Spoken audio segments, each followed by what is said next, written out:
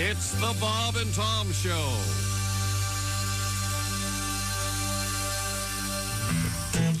Gas tanker, Tom won't pump. Public restrooms, he won't dump. On the phone, no cologne, loves pets. Parks his car and then forgets he's a Brinks truck right by the door. And he won't be going in that store. He's a man who's clean and germ-free. Tom lives by a code. That's right. Wears the same clothes every day. Every day. Khaki shirt used to be gray. Has kids with different baby mamas. Because he loves the constant drama. I'm surprised by the love he's found. His Johnson's short and not too big around. He's a man who's clean and germ-free. Tom lives by a code. He does his own laundry every day. True. Has 7 children, knows all of their names. But when his babies graduate, Tommy G will be around 98. I sing, gas tanker, Tom won't pump. Public restrooms, he won't dump. On the phone, no cologne, no pets. Come on, he parks his car and then forgets he's a Brinks truck right by the door. And he won't go inside in that store. He's a man who's clean and germ-free. Tom lives by a code. Thank you. Tom lives by a code. One more time. Tom lives by a code. Or is he just a lunatic? It's hard to say. Good morning. It's the Bob and Tom Show. Christy Lee at the Silac News Desk. Hello. There's Pat Godwin. Hey, chick. Josh Arnold. Hi. Ace Cosby's here. Hey. I'm Chick McGee at the Dude Wipes Sports Desk. Hello, Tom. Hello. Hello, young lovers. Wherever. I'm so excited today. About? All right. Our guests, comedians, Chad Daniels, Or Dad Chaniels. Kelsey Cook. Oh, Kelsey's coming in too? All right. And Magician, Justin Willman. I could not be more excited. Can I ask Murderer's Row right there. just watch the Justin Willman segment instead of actually participating because he really freaked me out last time? Can I have someone else be the victim this time, please?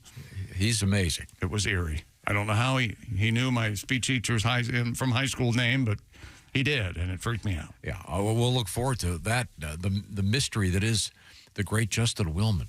And our old friend, comedian Chad Daniels, he has a new thing out there. And Kelsey Chad's Amazon Prime, it's Empty Nester. It's Netflix. Netflix, that's right, Empty Nester. And it's wonderful. It's very funny. Please watch it. Yes. Okay. And a lot of interesting things coming up in the news.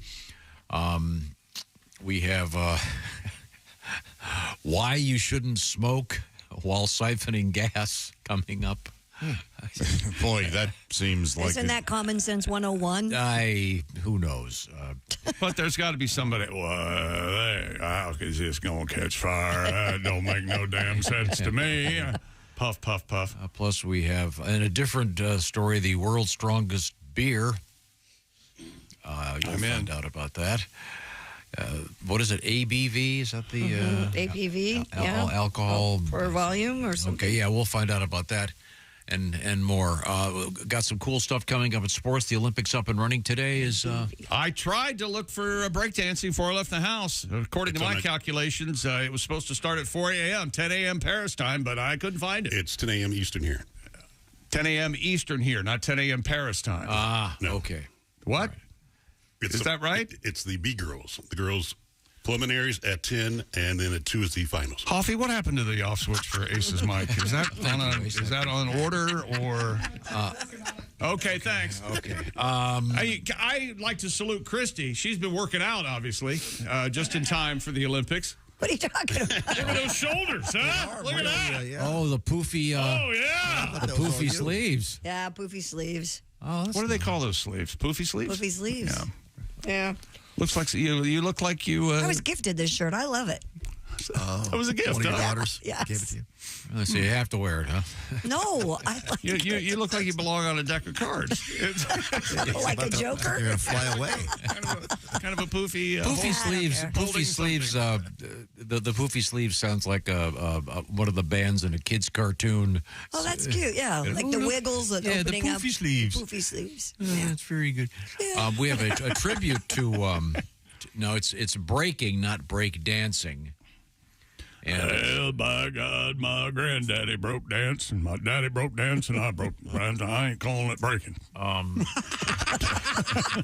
can kiss my ass. again, my suggestion is you may need a time machine to go back to 1982, but for whatever reason, breakdancing is in the Olympics this year, and I thought we would do a short musical tribute, if that's okay with everybody, about breakdancing. When you're breaking it down, keep breaking it down.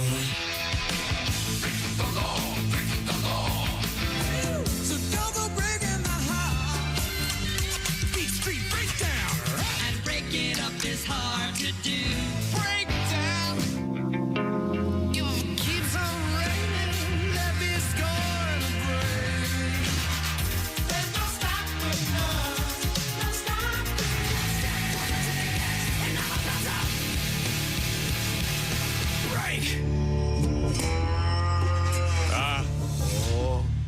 Yeah. Well, I got to watch that again. I haven't watched that for the second time through yet. Breaking Bad. Yeah, I need to do that. It's so interesting that many of those songs would be considered to be rock songs, but breaking up is hard to do.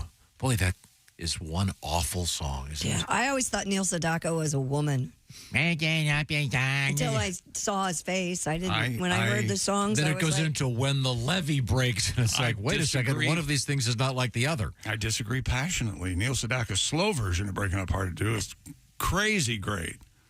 okay. I'll The take that. 50s version isn't very good, but they slowed it down. Remember that? You remember? It was kind of a marginal hit. Yeah, a slow intro to Oh, it. yeah. Well, okay. All right. But that one is wretched. Okay. We have many, many things coming up. What else is happening in the sporting world? Well, calm down, Americans. We almost yacked her up, but we found a way to come back and beat Serbia last night, 95-91. At one point, Serbia was ahead 17 points in the first half. USA basketball down 11 at halftime. But who but All-American Steph Curry, 36 points last night, a go-ahead three-pointer with 2:16 left.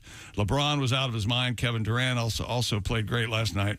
So the United States, they come through and beat Serbia 95-91, and now the gold medal game Saturday between the United States and Victor Wembanyama.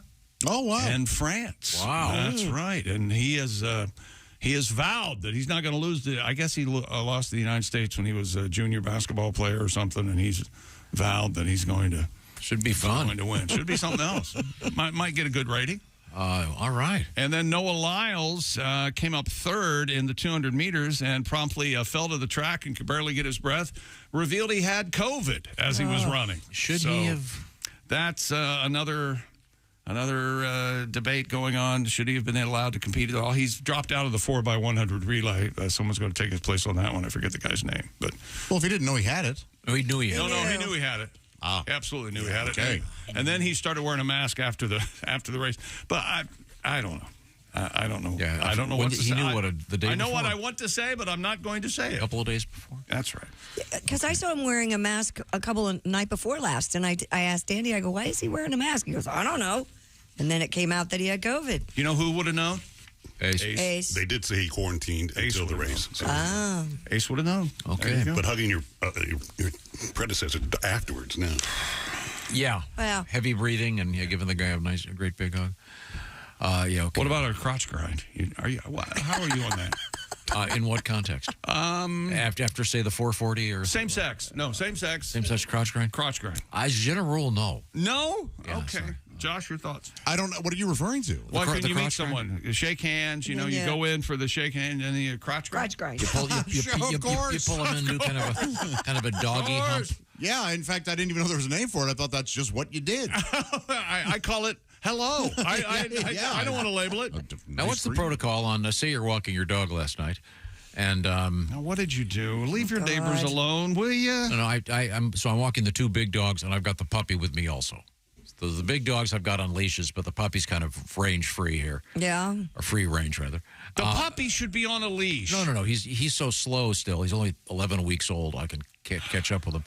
But then the neighbor comes by with her new dog, and then her dog mounts one of my dogs. That's because that dog is showing control over your dog. No, but I mean, do you say something? Did it mount the big dog or the puppy? The big dog. Oh, okay. Well, that's fine. That's just like saying hello in the dog Be world. polite and mount her then. I think that's considered a compliment. That's what you do in Ireland. Yes. Really? Yeah. So, do you say something? Do you walk over, remove the dog?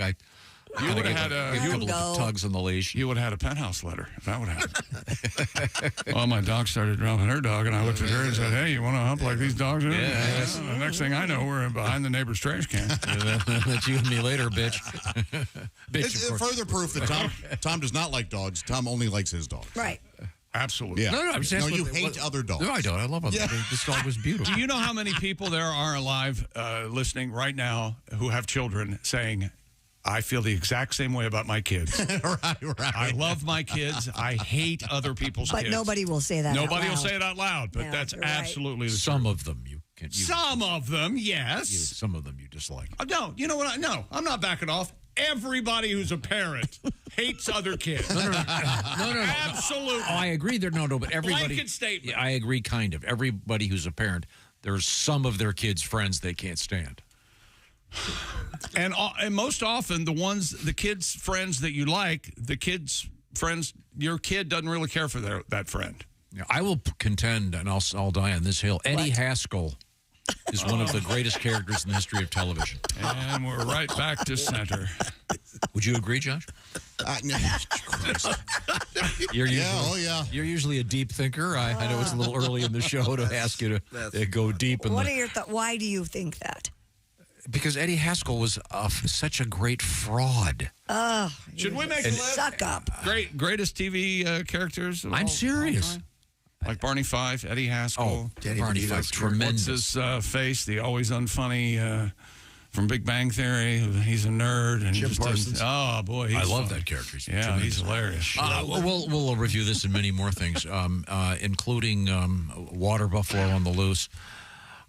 We have a beauty pageant gone very wrong. Oh, no. And there's an alligator on the loose in Lake Erie, so Careful out there if you're skiing. good luck out Can you there. imagine? How do we not talk about what happened at O'Hare Airport?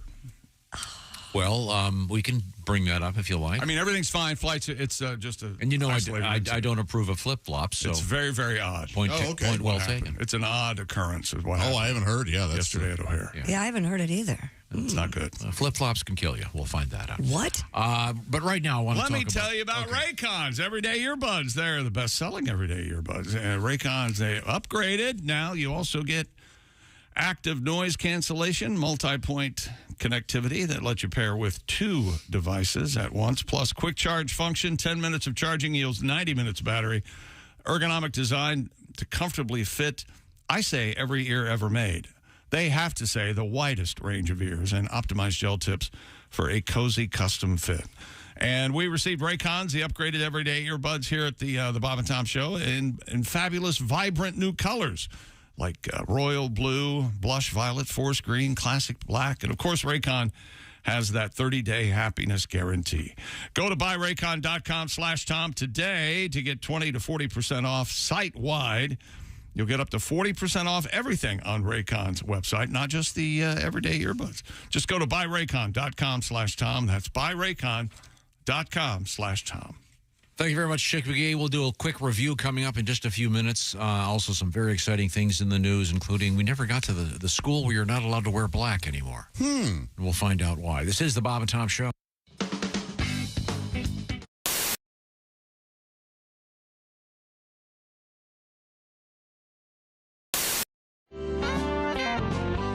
Daddy worked to feed us kids.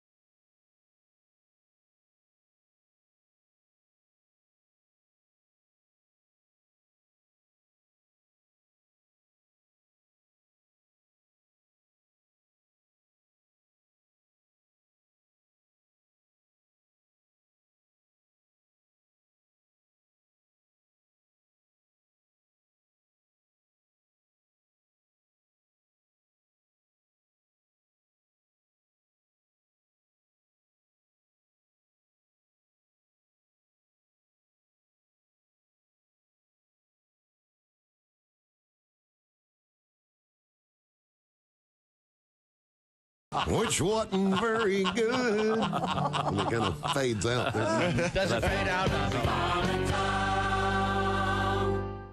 Hi, this is Chick McGee from the Bob and Tom Show. Miss some of the show? Become a Bob and Tom VIP and subscribe to the audio and video podcast. The Bob and Tom Show, on air, on app, and on demand.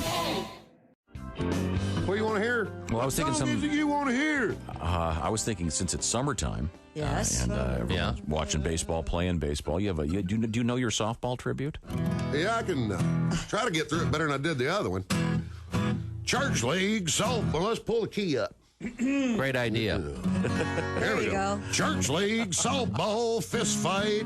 Getting washed in the blood on a Tuesday night. What would Jesus do? Lord, he wouldn't do that. Knock hell out of a preacher with the softball bat. Well, the swinging shepherds from the sheep of the Savior were tied with the Sourwood Church of Christ, an example of some highly unholy behavior in a game that had already been protested twice. Something unbiblical must have been said for them to be aiming heat at a minister's head. Clocking the clergy ain't the thing to do, but neither's the high hard one on a 0-2. Church league softball fist fight, a bloody laying on of hands neath the left field lights, knocking out 4 teeth, getting a busted lip, ain't exactly my idea of Christian fellowship.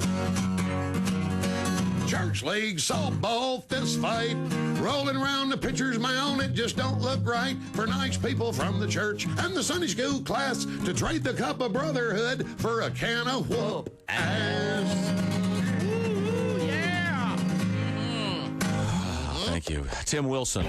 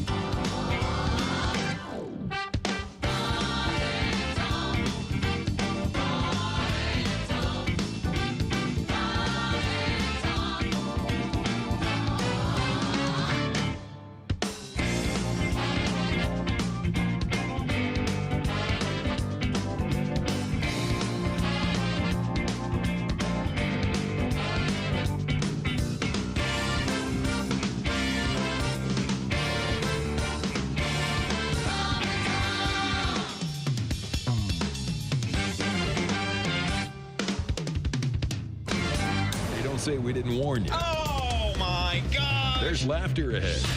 This is Bob and Tom Radio.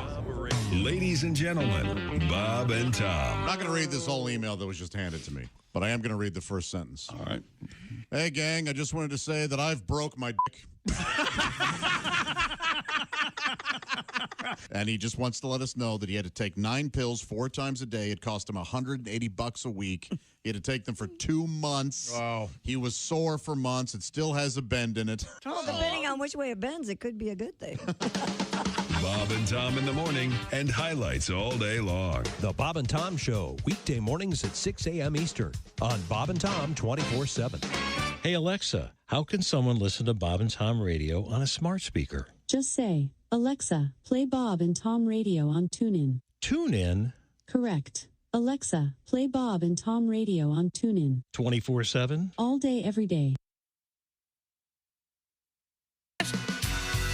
Hey, welcome back to the Bob and Tom Show. Pat Conwood, Christy Lee, Josh Arnold, Ace Cosby. I'm Chick McGee at the Dude Wipe Sports Desk. If you're still using TP, dump your roll because wet cleans better than dry. That's just good science. Try Dude Wipes for the best clean pants down. Dude Wipes. Dude Wipes. Dude Wipes. We got to work on a Dude Wipes jingle. Dude Wipes. Dude Wipes. We have a something you would not expect one would want to need Dude Wipes for coming up in the news, if I can be that vague. I'm just saying. You're always that vague, honey. Well, this one is Did you call him honey? another moron online. And another so-called influencer. You love them. You know, a couple days ago, Kevin Durant was in, obviously he's in the Olympic Village, wherever he is. He's in Paris, and he's Kevin Durant, and he has $500 million or whatever. And he was going back and forth with some kid in a basement on Twitter, just giving it back and forth. I don't know anything you're talking. It was just the silliest thing I've ever seen in my life. Yeah, well, Yeah, I guess somebody pisses you off, pushes that button, right? They don't pay those guys to have brains necessarily. But we'll find out about the dumbest thing an influencer has done. I think yet this may be a new low. Things we learned yesterday. We opened with the song "Butt Crack," #1 download on Spotify. The Bob and Tom content, that was exciting. Weird. Good old butt crack. Everybody got a butt crack? I got a butt crack. Yeah. What is it? I need a new butt. Mine's got a crack in it. Something like that. That's it. That's a classic. Classic joke. Yep. And we learned the distinction between the gluteal cleft and the intergluteal cleft. No one cares about this but you, but go ahead. Anatomically, it's important to know. Nope, it's just a butt crack, Tom. It's okay. The gluteal cleft is that space kind of where you don't care. Never mind it. Tom's still excited about Pogo Fred that stopped by the Indiana State Fair last week. He was still going on and on about it. Oh, you got to Google the guy. Was he on America's Got Talent? Because there's a There was a promo running right now, and I think he might be on the very front. It might be Pogo Fred. Might be Pogo Fred. Admittedly, it's a limited. There's shelf life on that. Yeah, limited appeal. It's kind of a one-trick pony thing. He's not gonna be able to do that a whole long. Is the Pogo comic strip still out there? I used to read that every Sunday. I know in color. I don't remember. Was that Walt Kelly? Pogo? No. Are you aware of Pogo? I remember barely. Pogo. We met the enemy, and him is us, or something like that. I Google Pogo Fred. It's amazing. He's got. And if you Google powerful, he's got a special powerful air-loaded pogo stick. Pogo Fred, and you don't think it's incredible, call Tom and give him some crap. Admittedly, pogo sticking could be kind of dumb, but this guy does amazing tricks with a pogo stick. I admit you had a pogo stick at one point. Sure, who didn't? Did you do tricks like he does? I would be dead. He can do backflips, for God's sake. Yeah, I can. I think I speak on behalf of all heavy children. I didn't care for pogo sticks. Because yours just went down? It just went down. It wouldn't, a little bit, and I wouldn't fit on big wheels. And, actually, big wheels weren't around when I was a kid like that. But, yeah, I'm sure I wouldn't have. That was one of the. I loved that thing when Gallagher came out on stage and he had a giant big wheel made because they didn't have one when he was a kid. I thought that was sweet. Nobody writes a punchline like Gallagher. That thing did look so fun, though. As much of a dick as he was when he was in here. No. He was a real dick. But I still enjoyed his comedy. You have to separate the person from the art. Josh has made a couple of proclamations yesterday. The first, his work email stays here at work. Yeah. And I also added my work email stays here, and I have several people in key positions blocked on my phone. So. All right. Well, I just sent Josh something about the concert that he'd seen. I thought he might enjoy reading about it. Yeah, and I read it yesterday. Thank you for that. And then he bubbled over. Josh claimed he has only had pizza twice this year, and he had a meltdown. Sort of had a meltdown. That was Thursday. Yes. Very exciting. Deservedly. Yes, deservedly so. You are constantly. I don't know when you're going to get in an Ace's face about all the pizza he eats, but that's fine. It's up to you. It's your show. And then Josh went off on the fact that we may or may not have had a comedian here who was apparently wearing a lot of perfume. Yeah. Yes. And I didn't even know Josh had left. That's nice. I didn't even know he was gone. I noticed he was gone, but I didn't realize what had happened. And I thought turned out that Ali Sadiq's... You can gaslight that situation as much as you want. Substantial I prefer... aroma. I don't care told immediately that... I don't care for gaslighting. Convenient amnesia. Yes. We heard Hall and Oates yesterday and how much better a singer Daryl Hall is than John Oates. No, they're both great. I still think those kids should get back together. Yeah, I do too. And correction, I was trying to remember if there's a great album that they made called Abandoned Luncheonette. Mm-hmm. And listening to it this morning in the shower, having a great time. It was one of those records that came out, I want to say in 73-ish. Right around I'm there, not sure, but when it came out, it wasn't necessarily a hit. Mm-hmm. And I was that was produced by, I believe it's Arif Mardin or something. Oh, yeah? I'm not and sure the next one was produced by Todd Rundgren. I was trying to remember that, but that had the song She's Gone, which I forget why, but it was re-released in the mid-'70s and became a big hit. Sarah Smile came out and became a huge hit, and then they went back and said, "Hey, She's Gone." But that's a terrific record. It's if you've never heard "Abandoned Luncheonette," every song, by all means, listen to it. And Hall and Oates, I know they're having some kind of fight right now, but they were certainly a nice band. And, yeah, it's a kind of. And Daryl Hall, by the way, has a great show. Is that still on? That I know there's you can Daryl's House. Yeah, it's really good. Where he's lots of guest musicians come in and play with him.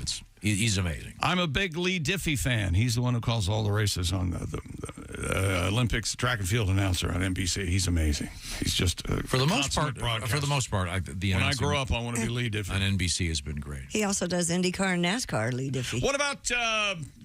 What about Tom? Any criticisms or critiques that you would have on any of the announcers on the NBC? That you might just kind of wondering, I guess, are we out of Americans?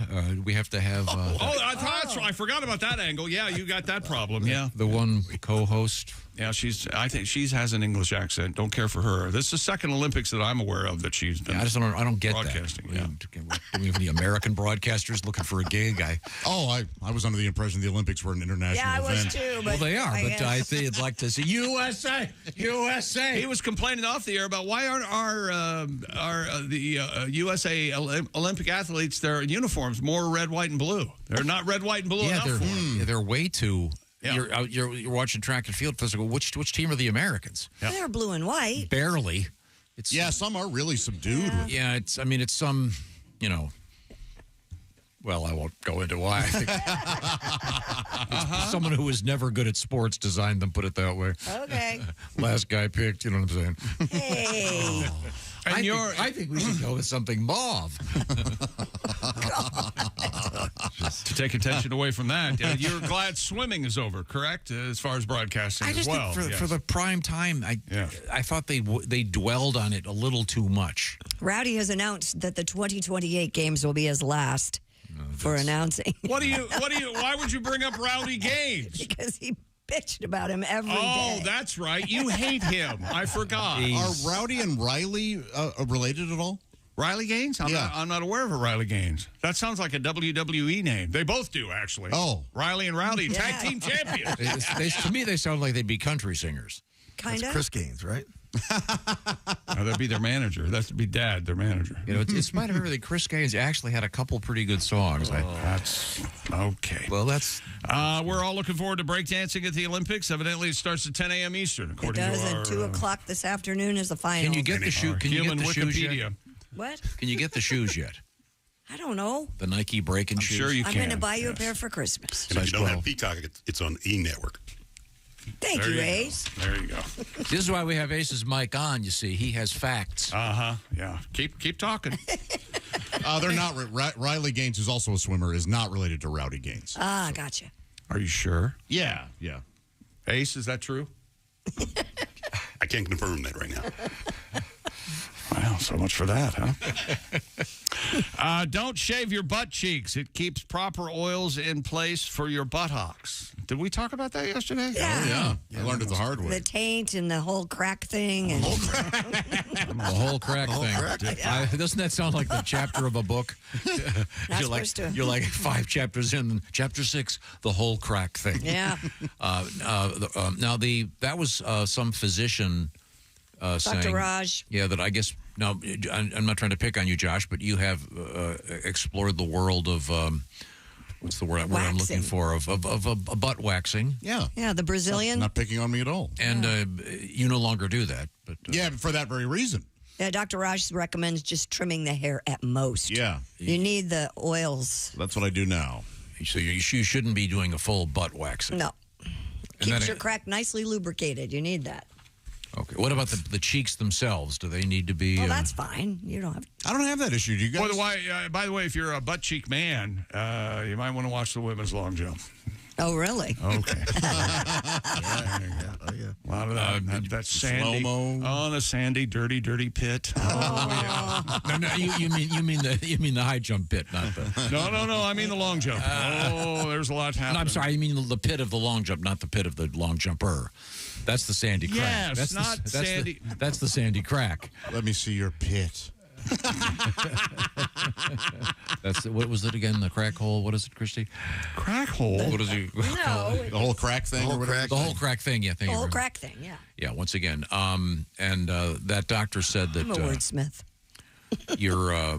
your buttocks is like a swamp or something. You need to keep. He says the perineal skin, which contains hair follicle, also contains opresian glands, which secrete an oily substance. Bow to opresian. These oily secretions keep your crack nicely lubricated to reduce irritation and rashes from your gluteal cheeks rubbing together, and also feeds the good bacteria around your derriere.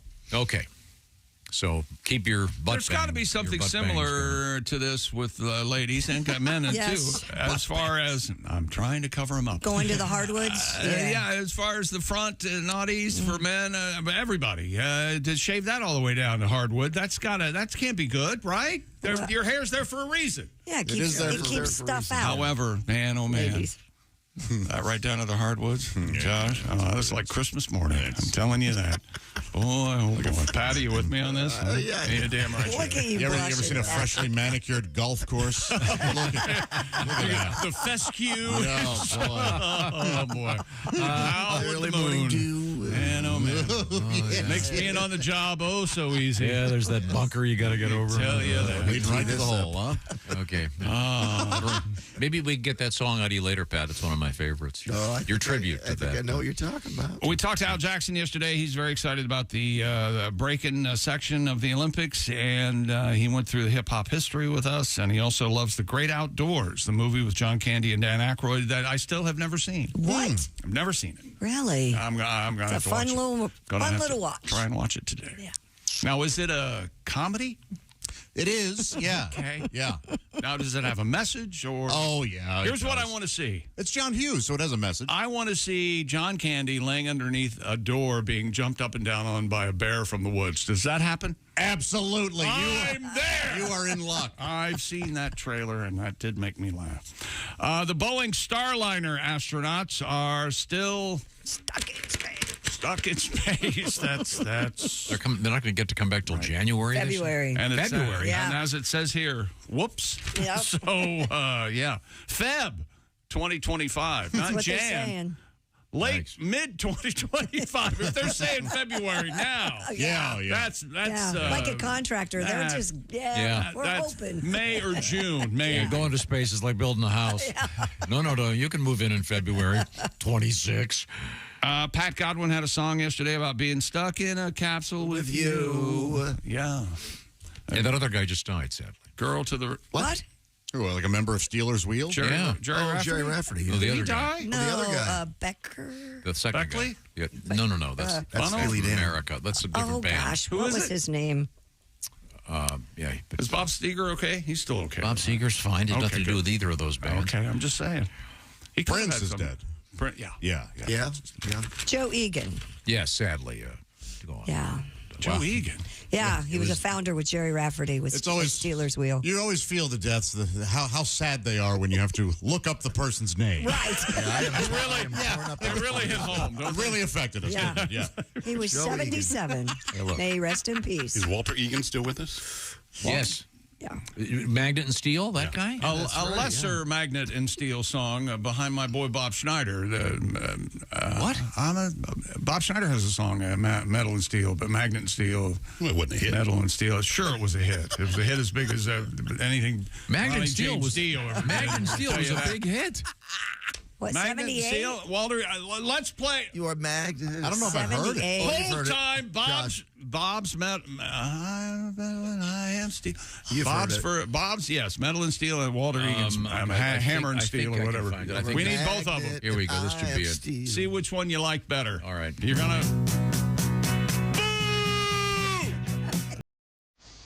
Oh, this thing? Even though the throwback. You know this song, right? Yeah, they used it in Boogie Nights. Isn't this... It does suck. You know, but it sucks hard. It's got its own gravitational pull.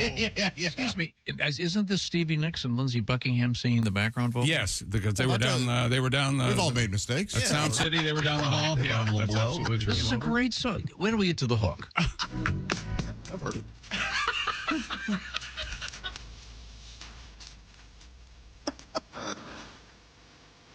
You can hear Stevie in there?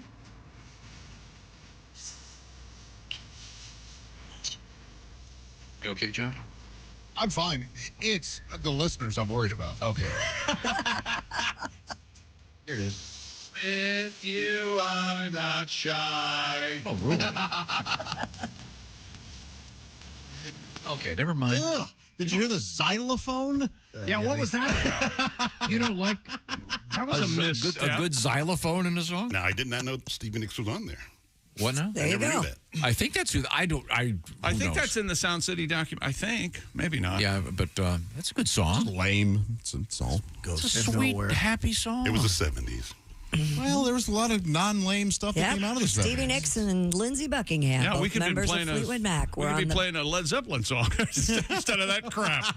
Okay, I enjoyed it at the time. I don't know how Mr. Egan's doing now. Says here that Egan developed feelings for Nicks after singing with her in the studio. But Lindsay didn't like that. Well, who doesn't? You know, he's a magnet and she's steel. Yeah. Okay, well, now let's move forward here. Oh, wait a minute. We can't. We have to do that, and then we'll we have Bob to do this. Schneider's better song when we come back. Okay. We also have. I don't think I like that one either. I'm looking forward to it. That's a bold statement. We have what not to do at a beauty pageant coming up, and perhaps the most disgusting notion of skincare on the way. Let me tell you about Simply Safe, the do-it-yourself, design-it-yourself home security system that I found about 10 years ago now. I beat the bushes to find a wonderful home security system for my compound, and I landed on, wouldn't you know it, the do-it-yourself home security system, Simply Safe. That's right, and I sleep better every night knowing Simply Safe's 24/7 monitoring agents are standing by to protect me, and if someone tries to break in or if Ace tries to knock on the front door, I know he's there. I've got those high-def cameras inside and out, and I can see that I can double lock my door. With exclusive LiveGuard protection, Simply Safe agents can act within 5 seconds of receiving your alarm and can even see and speak to intruders inside your home, warning them that police are on the way. You heard me. This isn't some science fiction movie. This is actually technology today from Simply Safe. You can have the same peace of mind that I and so many of our listeners have. Simply Safe, offering Bob and Tom listeners 20% off a system. Just visit simplysafetom.com. And you can install it yourself, or you can have a technician from Simply Safe do it for you. Protect your home this summer with 20% off any new Simply Safe system. When you sign up for Fast Protect monitoring, just visit simplysafetom.com. That's simplysafetom.com. Remember, there's no safe like Simply Safe. And the good news, Mr. Walter Egan is still alive. Yeah. He's still making music. So Sure that's great. is. If you had a chance, go see him. Well, it's as it is, such as it is. We're coming right back. It's the Bob and Tom Show. Become a Bob and Tom VIP and get your Bob and Tom fix 24/7. Get all the...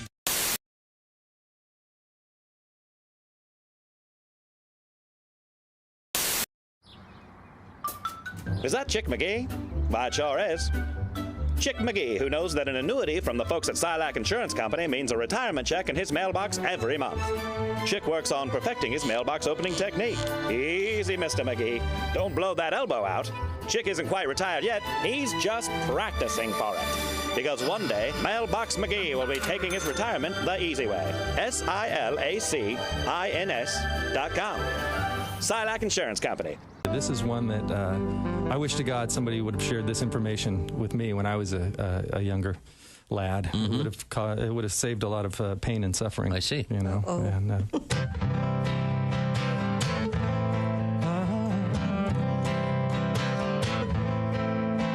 never use Willem Dafoe as your safe word. That's a name that is easy to forget. Don't say he looks like Dennis Leary or list the movies he was in. You'll only feel her riding crop cut into your skin. Even if you remember Willem Dafoe is your safe word. Willem is a tough word to pronounce, 'cause it sounds just like you're saying Willem Dafoe. When there's a ball gag in your mouth. Yeah, how about this, Bob? Red or black? That would split it up. Black. It's a black card. Okay. Chick, would this be a club or a spade? Club. Club. See, look at this. See, we're narrowing it down. Now we're down to 13. Would you say a high card or a low card? High. High club. That'd be like 7 and up. All right, Tom. Yes.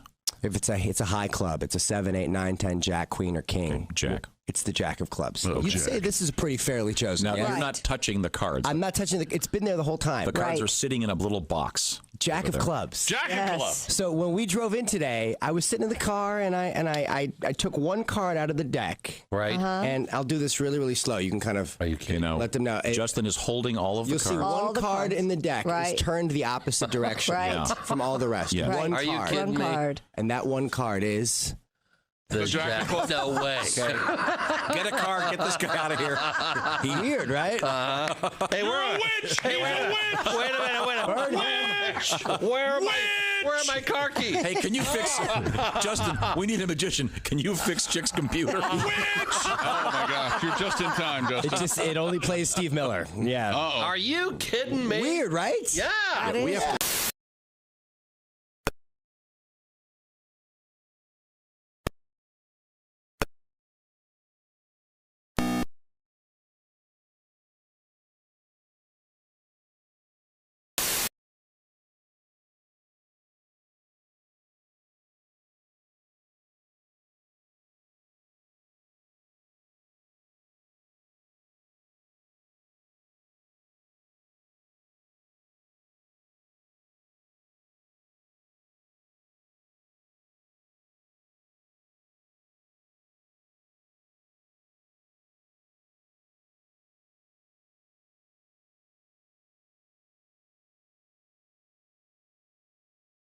I'm going to do it. I'm going to go across the hall and talk to Phil and George right now. Wait a minute, caller. Phil and George are... Yeah, the twins, yeah. That's next week on The Bob and Tom Show. The Bob and Tom Show, weekday mornings at 6 a.m. Eastern on Bob and Tom 24/7. I actually I have a sexual fantasy associated with the earthquake. Go. All right, woke chick up. In my fantasy, I'm making love to this woman. Yeah. And then all of a sudden, she feels the earth move beneath her. Ah, yes. And then she rolls over on top of me and shields me from debris. Safety first, everybody. Safety first. I got thrown out of J.C. Penney the other day. Really? Yeah, fondling up the mannequins. You believe that? And that ain't my fault. Have you seen the mannequins in there? And they taunt you, too. They got the little short skirt on, arm up, kind of waving you over. You know what I mean? Shoot. I tell you what, if you ask me, the little whore was asking for it.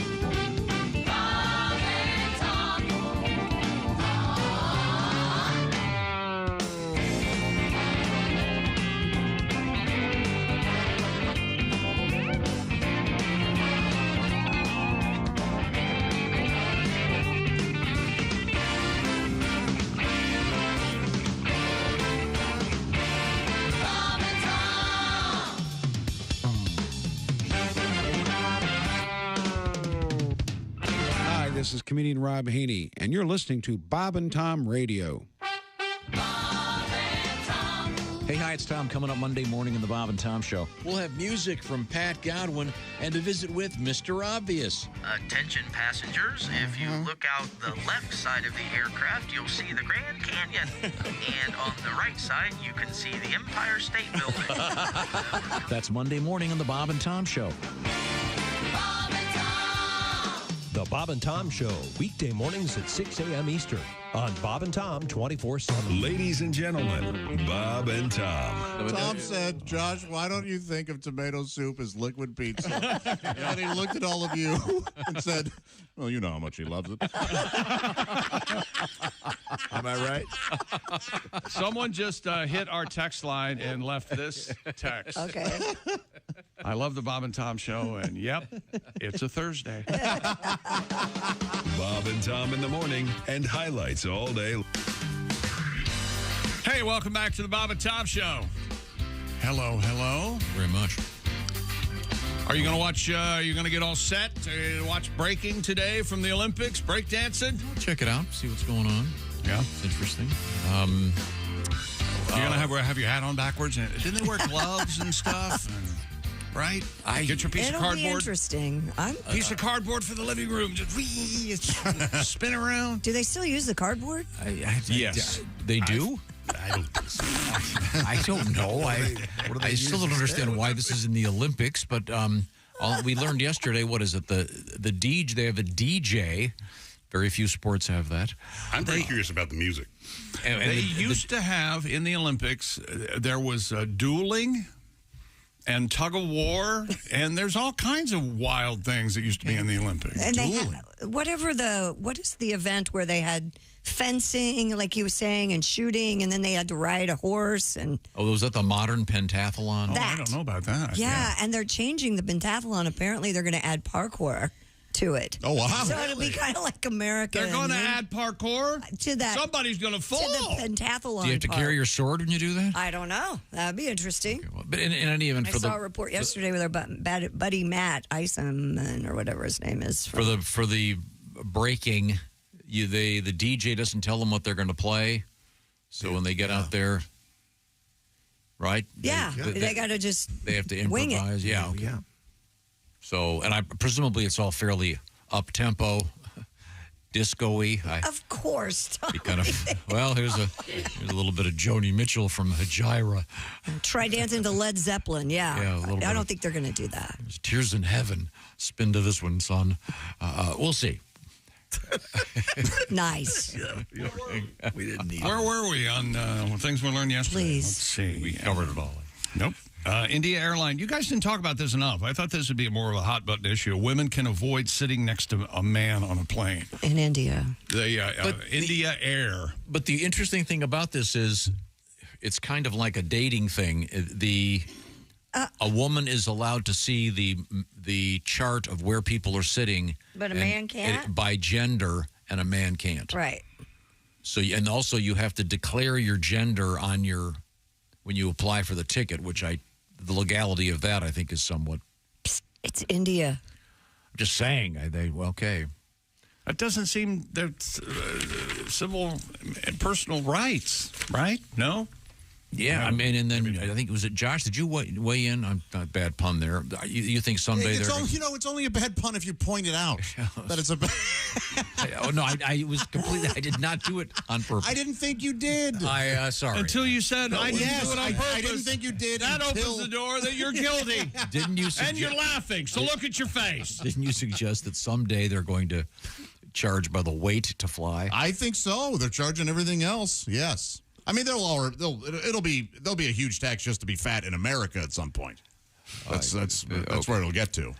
In any event, I just think it's weird that. So a woman wouldn't have to sit next to a man if they're uncomfortable. I don't think this is a bad thing necessarily. I don't think it's a bad thing either, really. If the woman doesn't want to sit next to a guy, yeah. Well, do the guy a favor. I think it's a bad thing. I can tell you sir, that. we've had issues with you. Here's the thing. We've talked to you about this. Is that also going to be? This feels swollen to you. I don't want to sit next to a baby. I don't want to. Well, what if there was an option to pay an extra $100 to not sit next to a baby? A lot of people would do that. I guess. I don't know. I saw this BS chart the other day about how airlines barely make money on their ticket prices. It infuriated me. some study. We'd be like, whatever. Shut. No, you'd make plenty of money. I want everyone associated with aviation to be making a lot of money. I want the pilot to drive up in his or her beautiful car and be extraordinarily content. Well, you'd hope that if they did make a lot of money, that maybe I don't know, one of them could crack a smile once. Everyone in air travel's a miserable prick. Oh God. You haven't flown lately, have you? Because I hate it. No one's nice. The worst. No one is nice. I like it very much. And the seating on an airplane is a human rights violation. I will stand by nice, that. And, the seating's nice. Very nice. Everything. Yeah. Anyway, in first class. It's amazing. Let's get away from the controversy. So you'll be able to choose the gender of the person you sit next to, unless it's an Olympic female boxer. Okay, let's go ahead.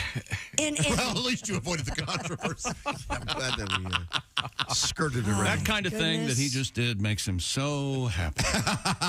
And it makes everyone else so angry. And I don't know why he continues to do it. Sitting on his little Just waiting to pounce. Well, I don't know why we got thrown off the air. Somebody got upset about something Chick said. That's the way Josh had said all flight. And then Josh followed it up and doubled down. I don't know what the problem is. And Josh weighed in, and I do mean weighed. That's why we're on the show, isn't it? That's exactly why. The scapegoats. The scapegoats. Must be the name of the band.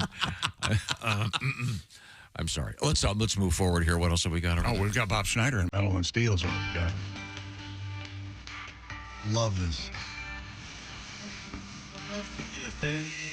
Oh, this is nice. Ugly voice.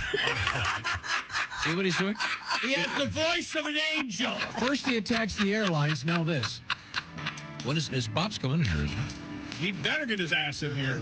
I don't think it's till October. Oh. Yeah, this is a really good song. Great song.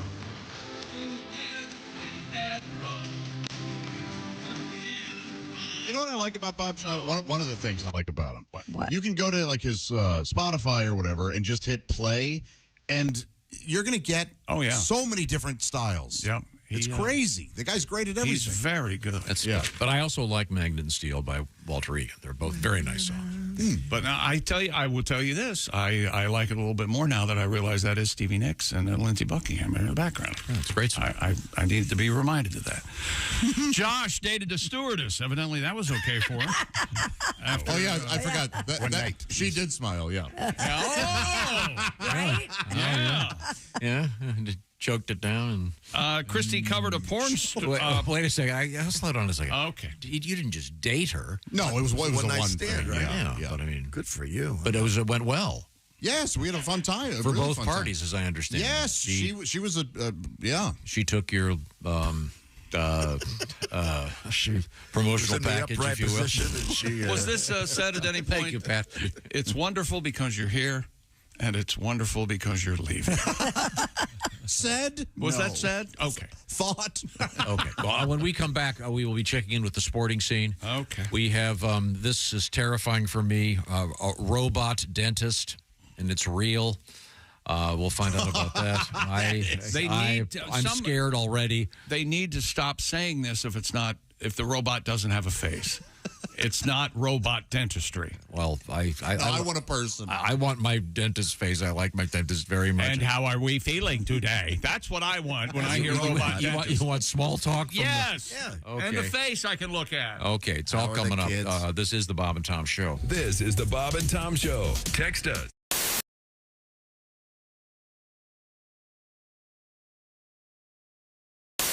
Now, Donnie, I know that you're wearing a Christmassy kind of shirt, but this isn't a Christmas song next, is it? No, this ain't a Christmas tape. This and I want one of them camel toe shirts for Angel Skinners. Okay. Because it is a holidays. I'll be seeing her, not by choice, but I will be seeing her. Ain't seen her since her last intervention. I caught her cheating on me again. Oh, no.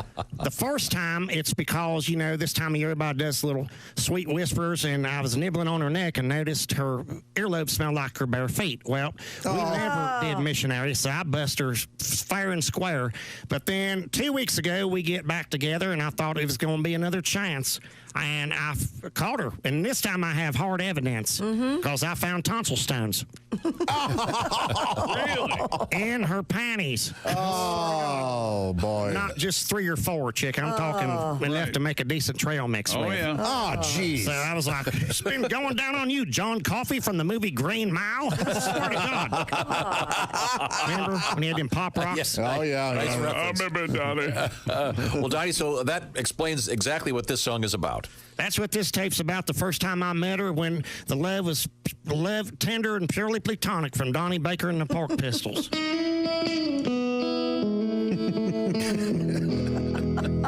my God. Is he going to cry?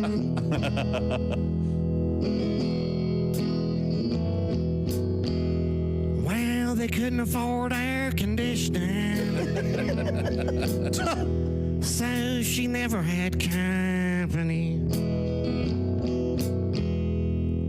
Her own man worked for organs,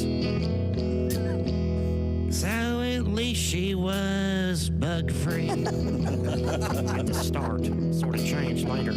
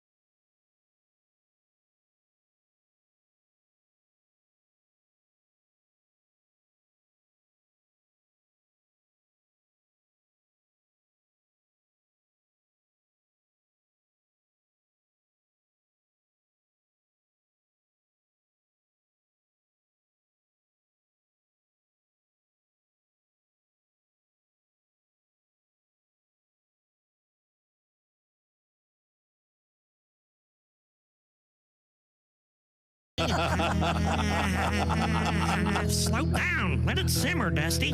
Just a whore named Angel. Yeah! Hello, my name is Alexa. If you have a smart speaker and what to hear, Bob and Tom Radio, just say Alexa, play Bob and Tom Radio on TuneIn.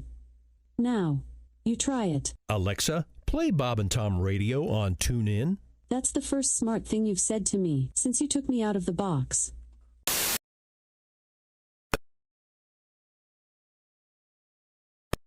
And this is Chick from the Bob and Tom Show. Hey, Christy, what's the best way to get full access to the show? Hey, what? You introduced me. That would be to become a Bob and Tom VIP. Very good. Now, Josh, what's a feature of Bob and Tom VIP? Wait a minute. Well, the live 5-camera video stream of the show, plus a podcast of the show and comedy from the Bob and Tom archives. Excellent. Chick, what do you have to say for yourself? Become a Bob and Tom VIP now. Just go to bobandtom.com/VIP. A thought from Paul Gilmartin. Down the elevator shaft they plunged, hurtling towards their death, their faces drawn by Edvard Munch. They smelled the devil's breath. Your tongue, she said at number 3. Let me see its size. He grinned and licked his forehead. She buckled at the thighs. The impact satisfied them both. Police were left some clues. A smiling woman all alone in a stranger's pair of shoes.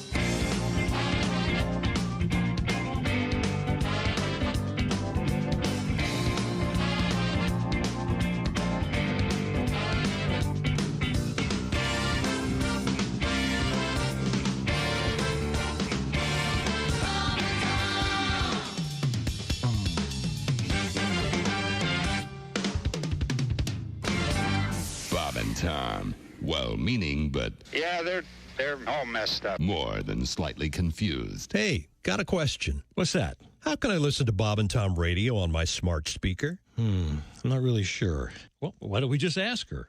Her? Hey, Alexa, how can someone listen to Bob and Tom radio on a smart speaker? Just say, Alexa, play Bob and Tom radio on TuneIn. TuneIn?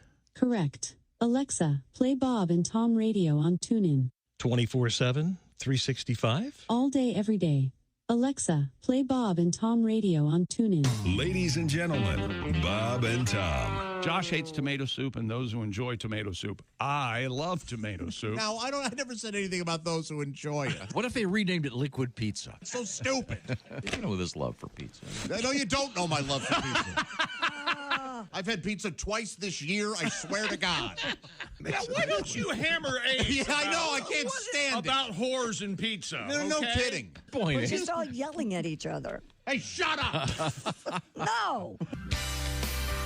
Hey, welcome back to the Bob and Tom Show. Christy Lee at the Silac News Desk. Hello. There's Pat Godwin in the performance room. Hey, chick.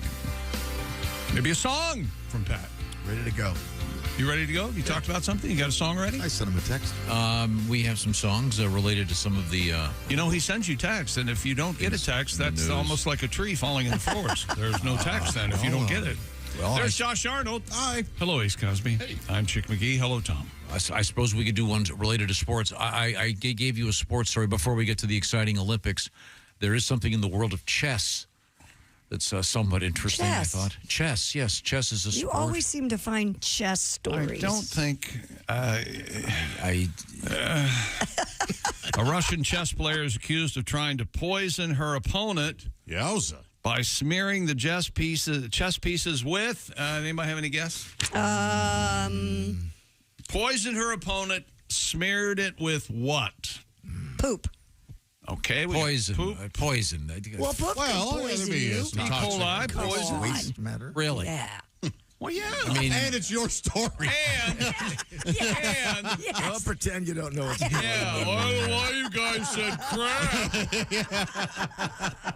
crap. King poop. You have a guess, Josh? An educated, knowledgeable, thought-out guess. I'm going to say some sort of insecticide. That's a good guess. very good guess.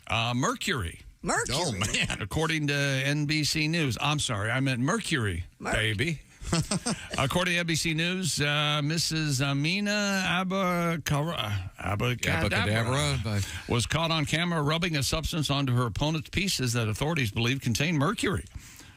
According to reports, one of the tournament participants who sat at the table with a tainted board got sick during the tournament. Oh, it worked. Yeah. Russian Chess Federation, the RCF, said Mrs. Abracadabra has been suspended from all competitions. Yeah, cut to the gulag where she's now. Yes, from checkmate to cellmate, I believe. Yes. This is amazing to me. Yeah, chess is so... We always have a crazy How'd she get a hold of mercury? Can you get old thermometers that have mercury in them? I don't think Maybe in Russia. You can get those. I don't think you can. It used to be. I remember as a kid holding it in my hand. Yeah. Like a quarter size. Someone would drop a thermometer, there'd be little beads of it on the... Were you ever tempted to taste it? My dad worked with it at work. And he would bring it home in little vials, and I'd mess around. Here you go, boy. Here, play with that. I'll make you grow a third head, huh? What? I heard that actually she was offered a job. Oh, really? Yeah, Vladimir Putin. KGB can use a new poisoner, new bright lady like this. At least it wasn't the electric anal beads this time. Right. Now you'll recall. When chess player Hans Niemann was subjected to a butt scan following claims that he used electric anal beads to cheat at chess. Remember the story? Yes. How could I ever forget? So why would I not guess poop? There you go. I follow your logic. The larger point here is they accused him of having doing some kind of Morse code. Or I guess there would be conspirators watching him and advising him on how to move his chess pieces. But that is just so desperate and sad, really crazy. And where do you even buy those? Can you go online and do it? I'd like electric vibrating anal beads, please, with a remote control. Right. That we can.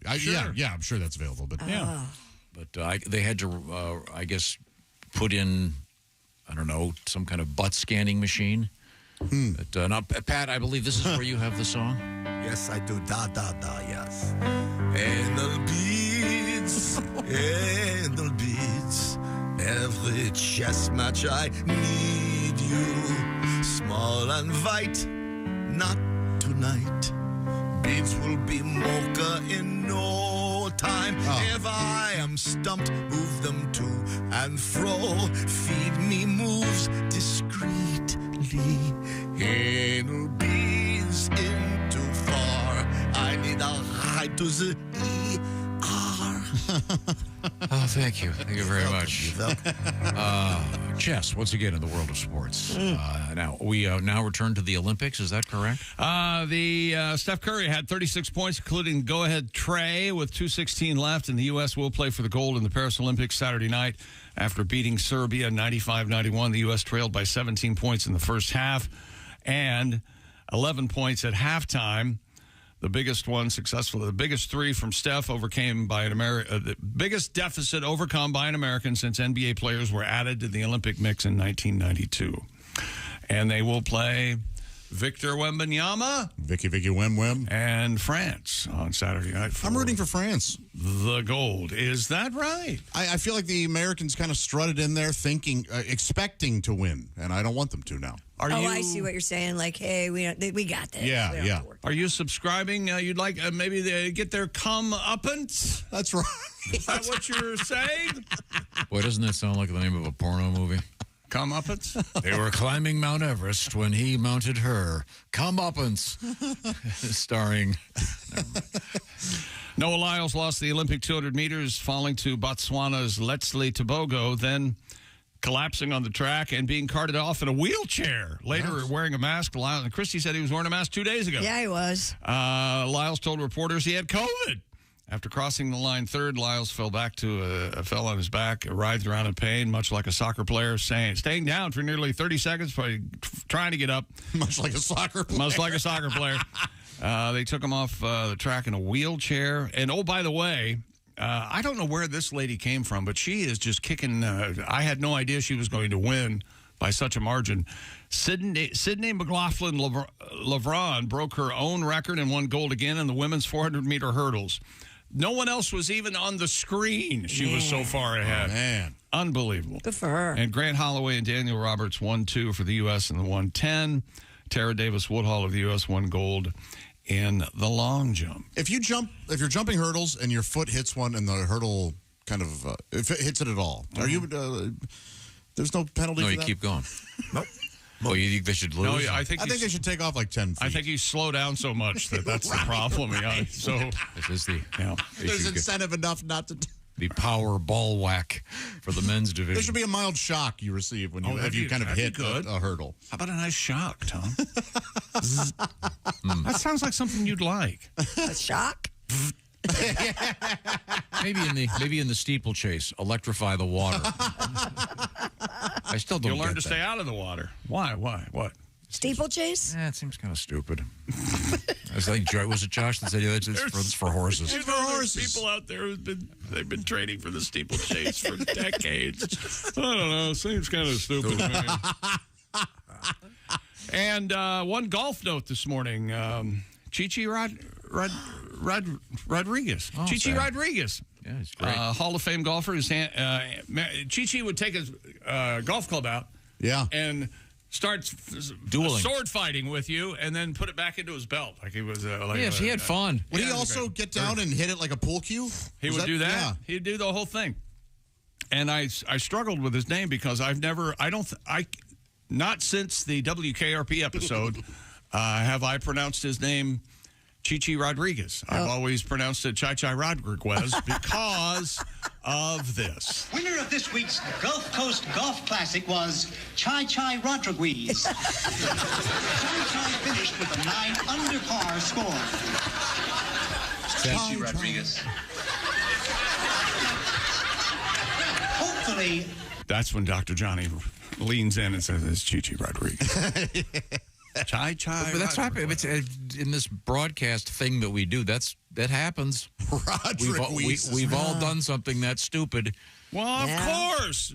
Voodoo chili. Of course we have. Oh, God. But if I hadn't witnessed voodoo chili myself, yes. You know what voodoo chili is, don't you? Here we go. What is voodoo chili? It was someone introducing Voodoo Child, the famous Jimi Hendrix I thought maybe song. there really was a voodoo chili out there. Well, voodoo chili is a hot chili with a 12-inch black sausage. I fell right into that. Didn't Look how happy he is when he says stuff like that. So we're torn. Throw away the show just so he can be happy, or let him continue to do what he does. Yeah, Chi-Chi was great. Chi-Chi was great. Sad to see him go. What's coming up in sports? Well, coming up right now is Voodoo Child. Yeah. Oh. The engineer could turn it up a little bit. No. He sets the knobs and he doesn't touch anything. Anytime I move it. Yeah, he doesn't touch anything ever. Here we go. The wah-wah pedal. You play guitar like this, Josh, if I gave you time to learn? Yes. Yes. Me too. Yeah. I would need 87 years.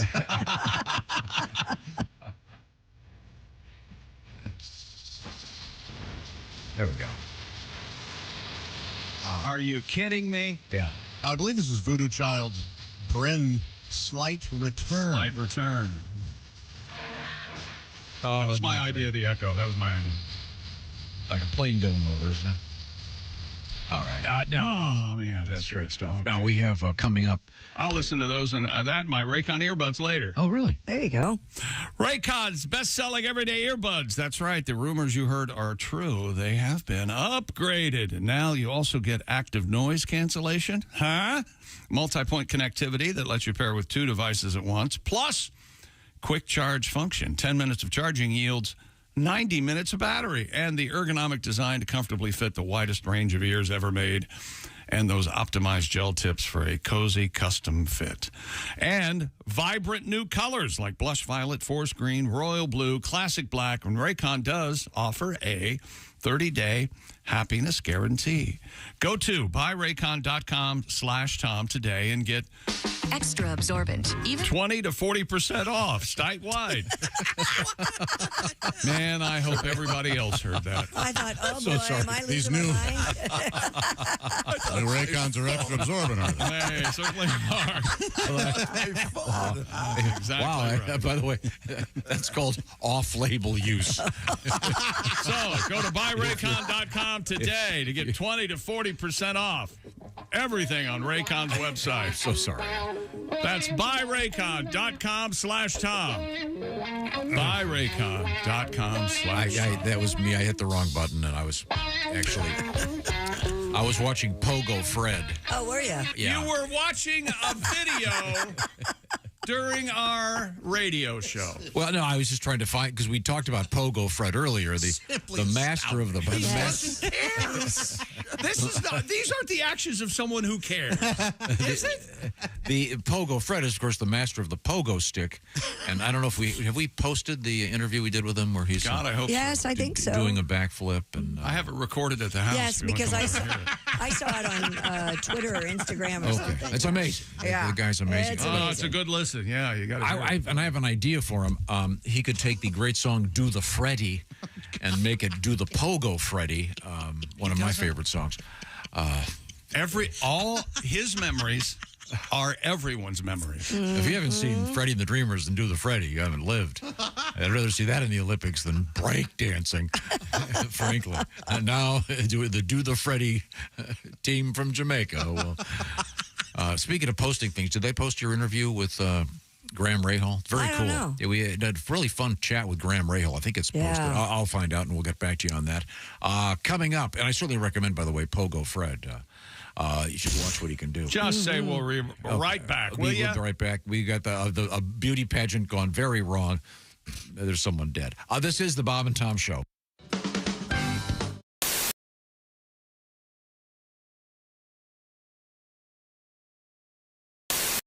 I think we're going to take it down a notch and play something romantic. Oh, all right.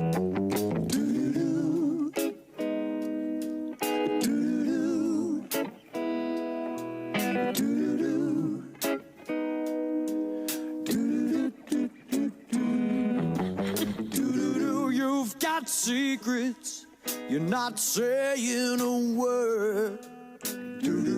I can't describe just how much that hurts. I thought our love was honest and true. You're guilty, baby, and your silence is proof.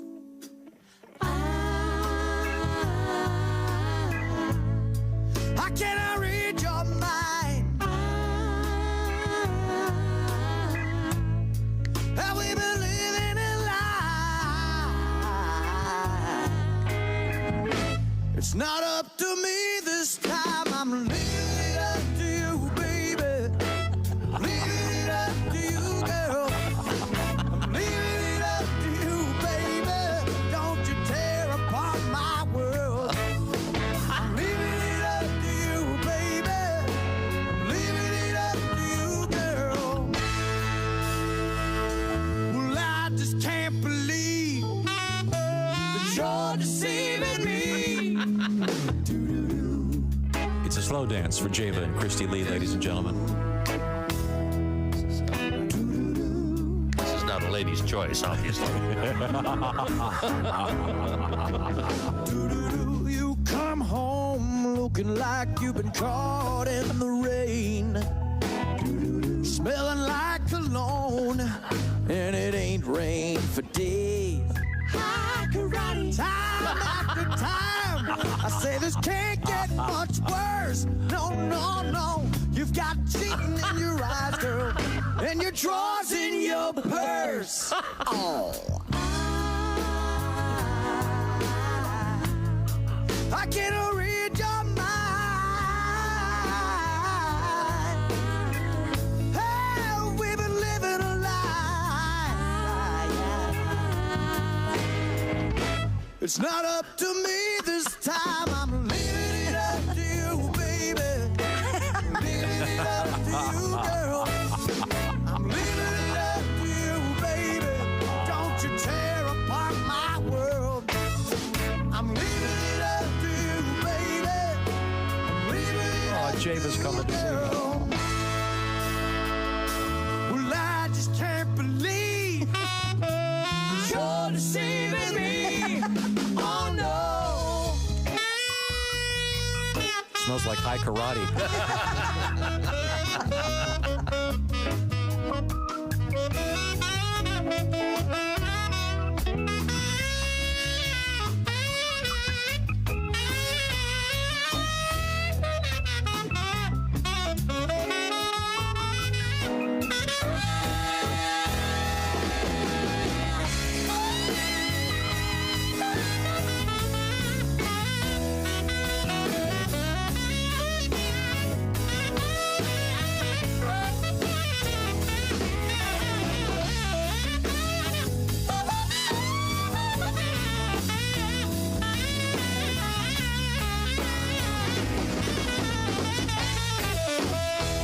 Yeah, 'cause I'm leaving it up to you, baby.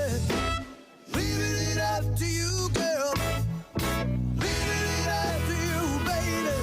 Don't you tear apart my world. I'm leaving it up to you, baby. I'm leaving it up to you, girl. Well, I just can't believe that you're deceiving me. Oh, no.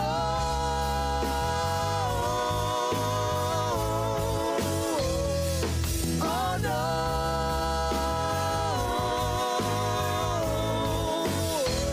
Yeah. Oh, no. You got something on the side, something on the side, something on the side. Oh, no. Don't hurt me, mama, don't hurt me, mama, no, no, no. Oh, yeah. Oh, yeah. Oh, yeah. Fantastic. Hi, everybody. Christy Lee from The Bob and Tom Show. Miss some of the show?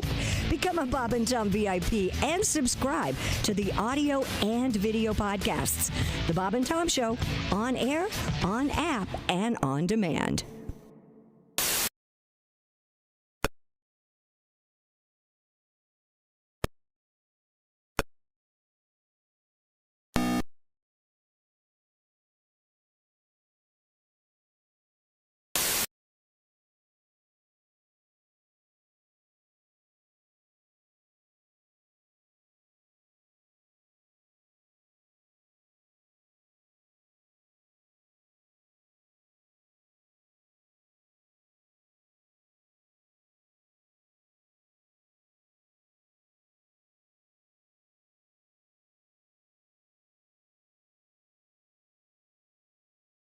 Welcome back to the Bob and Tom Show.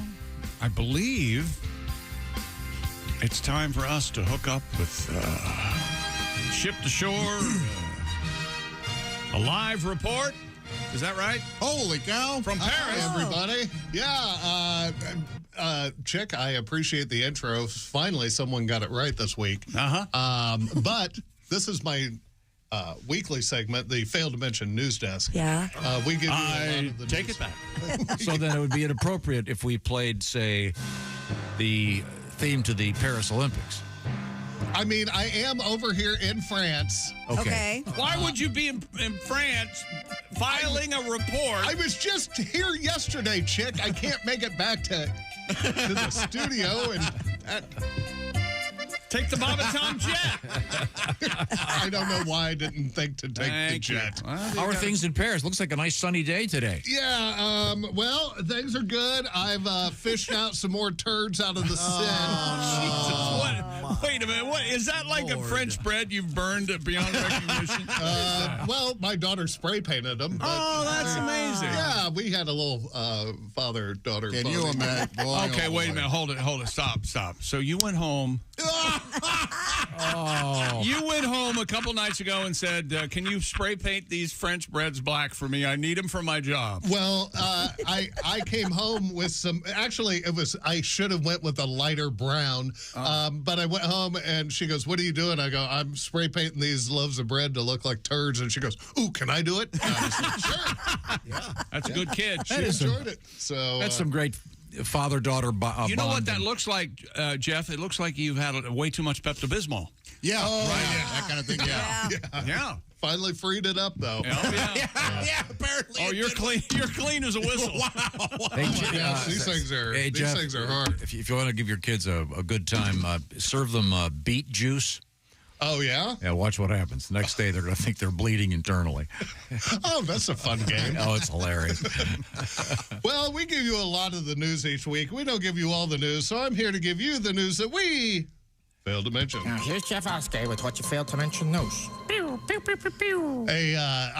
I was gonna do this on a pogo stick today, but the insurance would not cover it. The building would not let me do it. Watch Pogo Fred. A dog was taken to the vet after ingesting marijuana. What you failed to mention, the owner became suspicious that the dog might be under the influence when he caught the dog in the kitchen at 1 a.m. microwaving 2 frozen burritos. Stoned, was he? Yes. Munchies. A Florida man, surprise, was arrested for lassoing an alligator. What you failed to mention, $10 says this all started with him betting his friends a case of Miller Lite and a pint of Fireball that he can ride that son bitch. We learned that Komodo dragons have teeth made of iron. Yeah. Well, you failed to mention I've never owned a Komodo dragon, but I did once own a kimono dragon. Oh. Not nearly as dangerous, just laid around the house in a flowy robe all day, eating Haagen-Dazs while watching old Ricky Lake reruns. That's a Kimono dragon. Kimono, yes. Quite a pet. Ricky Lake. Yes. An airline in India is offering women the chance to not be seated next to a man if they choose, which we just talked about. Well, you failed to mention what man came up with this ingenious spin. Well, I don't want to sit next to a chatty Cathy, but I'll look sexist if I say I don't want to sit next to a woman. What if we make it look like the women don't want to sit next to us? Brilliant. We learned the most dangerous sex position was reverse cowgirl. Mm-hmm. What you failed to mention, I always thought the most dangerous sex position was boss secretary. I know it's the most dangerous financially. Oh, yeah. I don't know about physically. Dolce & Gabbana has come out with a new perfume for dogs. What you failed to mention, this is nothing new. Back in the early 90s, Calvin Klein came out with his own dog cologne, CK9. CK9. CK, you see. 9. Yes. A 5-time medal winner, a Greco-Roman wrestler from Cuba has retired from wrestling after winning his 5th gold medal. Well, you failed to mention, great, now he can get back to his real job, managing the Radio Shack in Havana. Havana radio show. They need one in Havana, you see. And finally, country singer Luke Combs invited two of his friends on stage to sing in front of tens of thousands as a punishment for them losing the fantasy football league. What you failed to mention after the show, I heard they then had to have sex with a handful of groupies waiting by the bus. What a horrible, horrible loss. Yeah, what a punishment. I'm Jeff Oskey, and this has been the news that we failed to mention. Jeffrey. Thank you, Jeff. I imagine he'll be back in America next week. I hope so. Yeah, the Olympics are over this weekend, so. Oh, wow. Okay. Yeah. We'll miss his reports from Harris. Nice. Did you see him swimming yesterday in the Seine again? It is just disgusting. I can't believe that. That's got to come back to haunt them at some point. Well, everything else looks pretty cool, but I don't know why they didn't do that maybe in the ocean where they're doing the surfing. That'd be cool. Yeah. But now, I'm sorry, it's back to the sporting scene with Chick McGee over there at the Dude Wipe Sports Desk. U.S. diver Allison Gibson had a tough time during the preliminary round of the Olympic 3-meter springboard competition. She have her period or something? Hang on. Hang on, Josh. Oh. Her heels smashed into the board when she was in a tucked position. Because of her period? Amid a somersault, causing her to fall awkwardly into the water. What does this have to do with her period? You know, He's tripling down, I believe. Though cut and bruised, Ms. Gibson kept going and finished her remaining 4 dives. But she did finish last. Oh, okay. Wouldn't you just do the cannonball 4 times after that? Just, oh, well, just throw it. She did say, obviously, today did not go the way I wanted, but I think you can learn and grow from every experience. And I truly hope that the next generation of athletes recognize that even in the worst moments, you can keep fighting and walk courageously. Good for her. Walk on. Did you see them? She didn't say any of that. Please walk on. She has a management group that said that. No, she was busy crying in her. She did the right thing. They did a POV of the platform dive, the high platform, all the way up into the rafters, and they were showing what it would be like if you were standing there as an athlete. There's no way in hell I could even jump off of that thing. And it said it's almost like the water is so cold that it's almost like hitting concrete sometimes. It feels like it's just they're hitting it so fast. It's so hard. Does the temperature of the water make it feel? That's what the lady said. I'm not a diver, but I'm not a scientist, but I don't think that would have any I effect. think absolutely it does. The colder the water, the harder the water. Probably more it made it feel harder. Yeah. The warmer I the see. water, Shock to the system. soft. Right. Sure. Maybe they should use soft water. Well, those of us who have soft water know what it's like. Am I right, very Josh? nice. Yes. You can't live without your soft water now, can you? Feels a little like salad dressing, but yeah. Wait, hang on a second. Wait a minute. This is Remember one, that- are you you remember are you, this? You don't like the airlines now? You don't like soft water? He got taught. He had to get talked into it for his pipes. Yeah. It feels oily at What? first. I Really? love it, man. Yeah, Oh, I because love I didn't grow up with it. So I didn't either. total and, weirdness for me. You save so much on shampoo and and I think soap I worked here when I had my first water softener. Yes. And yeah, I didn't understand what it was. I would not give it up. It depends on where you live and where you grow up. I didn't understand what soft water was until I got to a place that had really At a well? hard water. Were and you on a well? take a shower and Yeah. it tastes like zinc. My clothes are all rusty looking. I like it a lot now.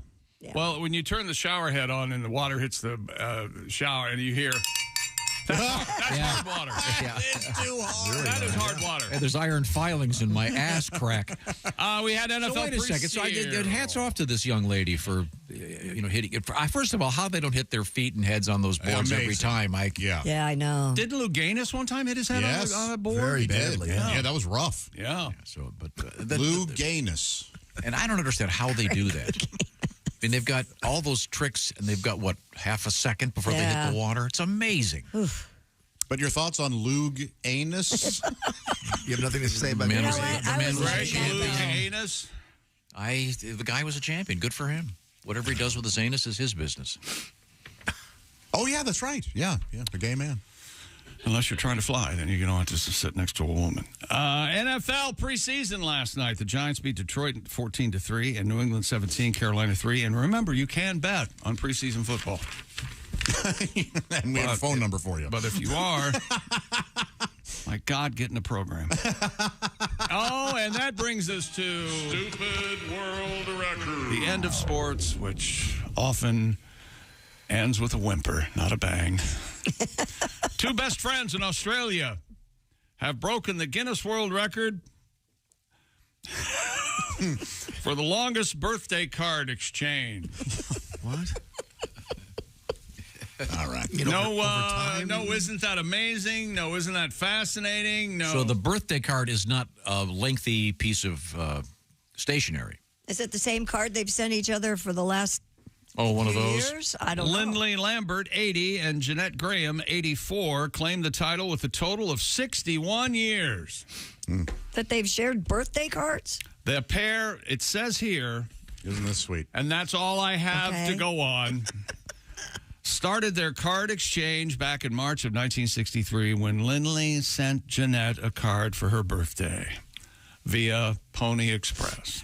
Kangaroo Express in Australia. The message within the card suggested they should share it. So when December rolled around, Jeanette sent it back to Lindley. And that card has been going back and forth ever since. Ugh, I bet it smells. Man. With the women adding the year each time. Well, that's kind of it's got to be tattered. To keep track. Should do be. So they write the what year it is on the card. All right. Do they have room on the card anymore? Well, they don't John Hancock it every time. I'm sure they scribble it on there. Kind of a sweet, happy story. Bad news for Hallmark. These cheapskates aren't even coughing up any more dough. Well, one's bound to kick pretty soon, huh? Yeah. Yeah. Only 3 more.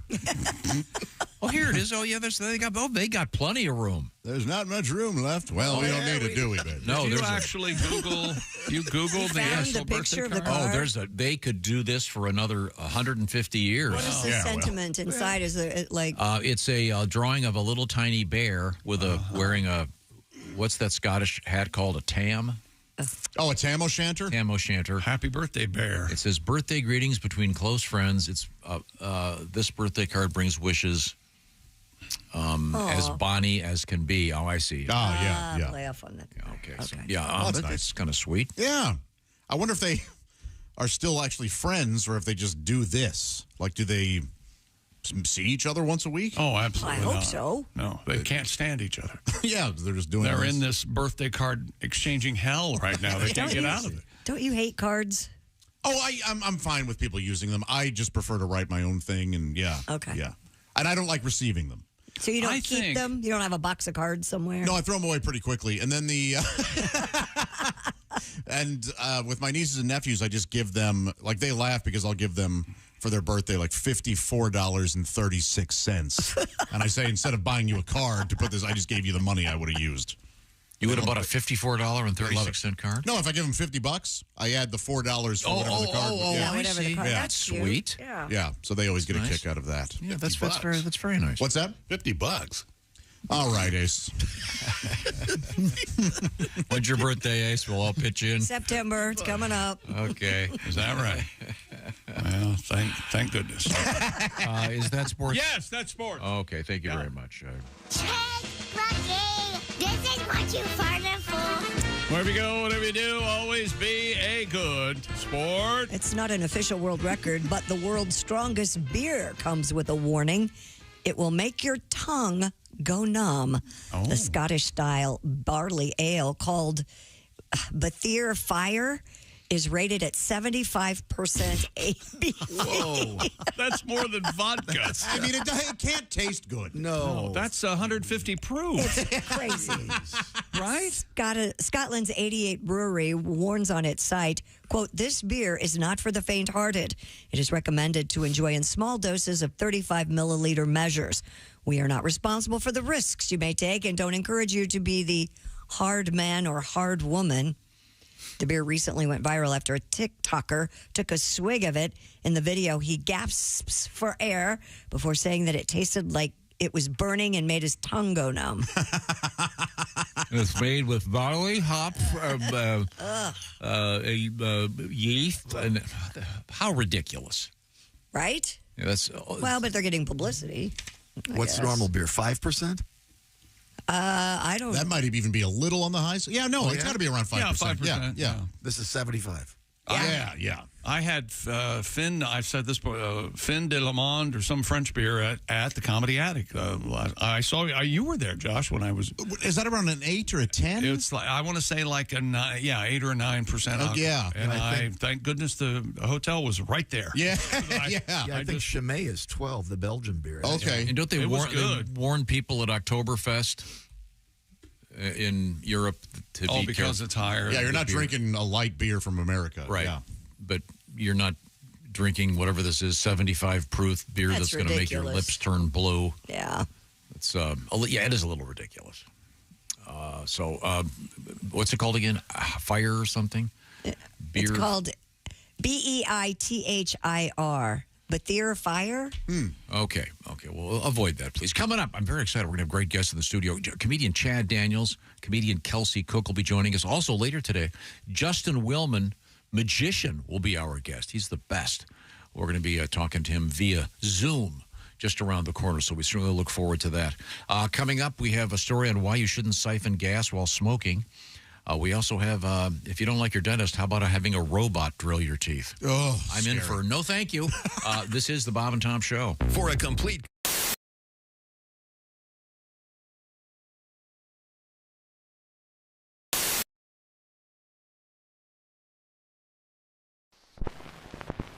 You never realize how much music affects you until you're told to sit still. Number 23 on the Billboard charts. Once you accomplish that dream, that's when you find out if that's really who you are. That's a life-changing feeling. As musicians, we're tapping into that whenever we can. We're all in. There's no plan B. Hey, now you know you never listen. Sunshine, you know you're always missing out. Coronavirus officially hitting the U.S. Here's March 15th, the day the Earth stood still. This is the most all of a sudden thing that's ever happened in my life. You guys have to come home. What the hell's happening now?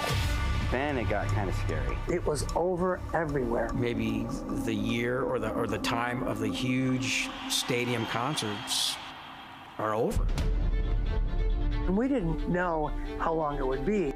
I didn't think it would go as far as it did. We thought it was going to be temporary.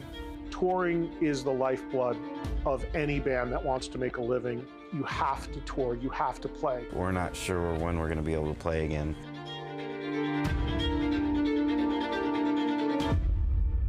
It's starting to chip away at my soul. This pandemic has impacted everybody in the music community. Sometimes I feel like, wow, do I even belong here, you know? Just heartbreaking, man. How are we going to get through this? Dude, you got to call Eddie. It's definitely tested us. Reduced capacity make it almost impossible for a band to play. How am I supposed to pay him? Been all doing other things to make a living because it's been shut down. He ain't coming for free. When you have something that you love and it gets taken away from you for X amount of days, weeks, months, you just appreciate it more. We all really took this for granted.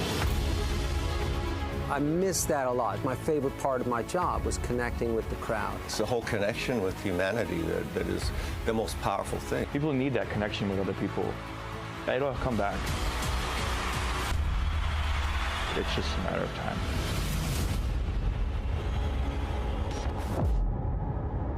It's a 20-year overnight success type of situation.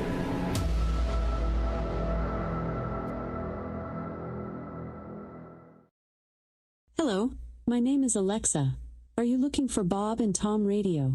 Well, it's on me. Just say, Alexa, play Bob and Tom Radio on TuneIn. Hello there, it's Ed from Ed Septic and Sewage. I'm here at this poor SOB's house. He got quoted $20,000 for a new system. I'm doing that same system for him, $500. I know what you're thinking. Ed, how can you do it so cheap? Well, first of all, this machine, stolen. That saves me a ton of money. Secondly, I'm not licensed or bonded. That saves me tens of thousands of dollars a year. So if you need a cheap septic, call me, Ed Septic. When things get hectic, call Ed Septic at the number below.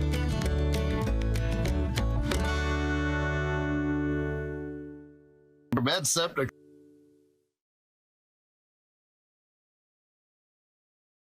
I did a show at this dance club. I don't know if you can tell by looking at me. I don't like to dance. The lady running the show, she was like, why don't you shake what your mama gave you? I was like, I don't know how I'm supposed to shake scoliosis and a low self-esteem, but there were black lights everywhere in that venue, on stage and backstage where I'm standing. And I was just doing the normal pre-show check, and I had a stain on my pants right here. I know, I felt the same way. What had happened was... you know when you put your pants in the washer and you dump the soap in, it all landed right here, and that shows up under a black light. I didn't know that, and neither did anybody else. Because I was on stage and everybody was like, oh, man, that is a lot. It was a capful, it was a lot. That's 2 loads, so... If you think that's a dirty joke, it's because you're a dirty person. It's a laundry joke. It's a clean joke. So.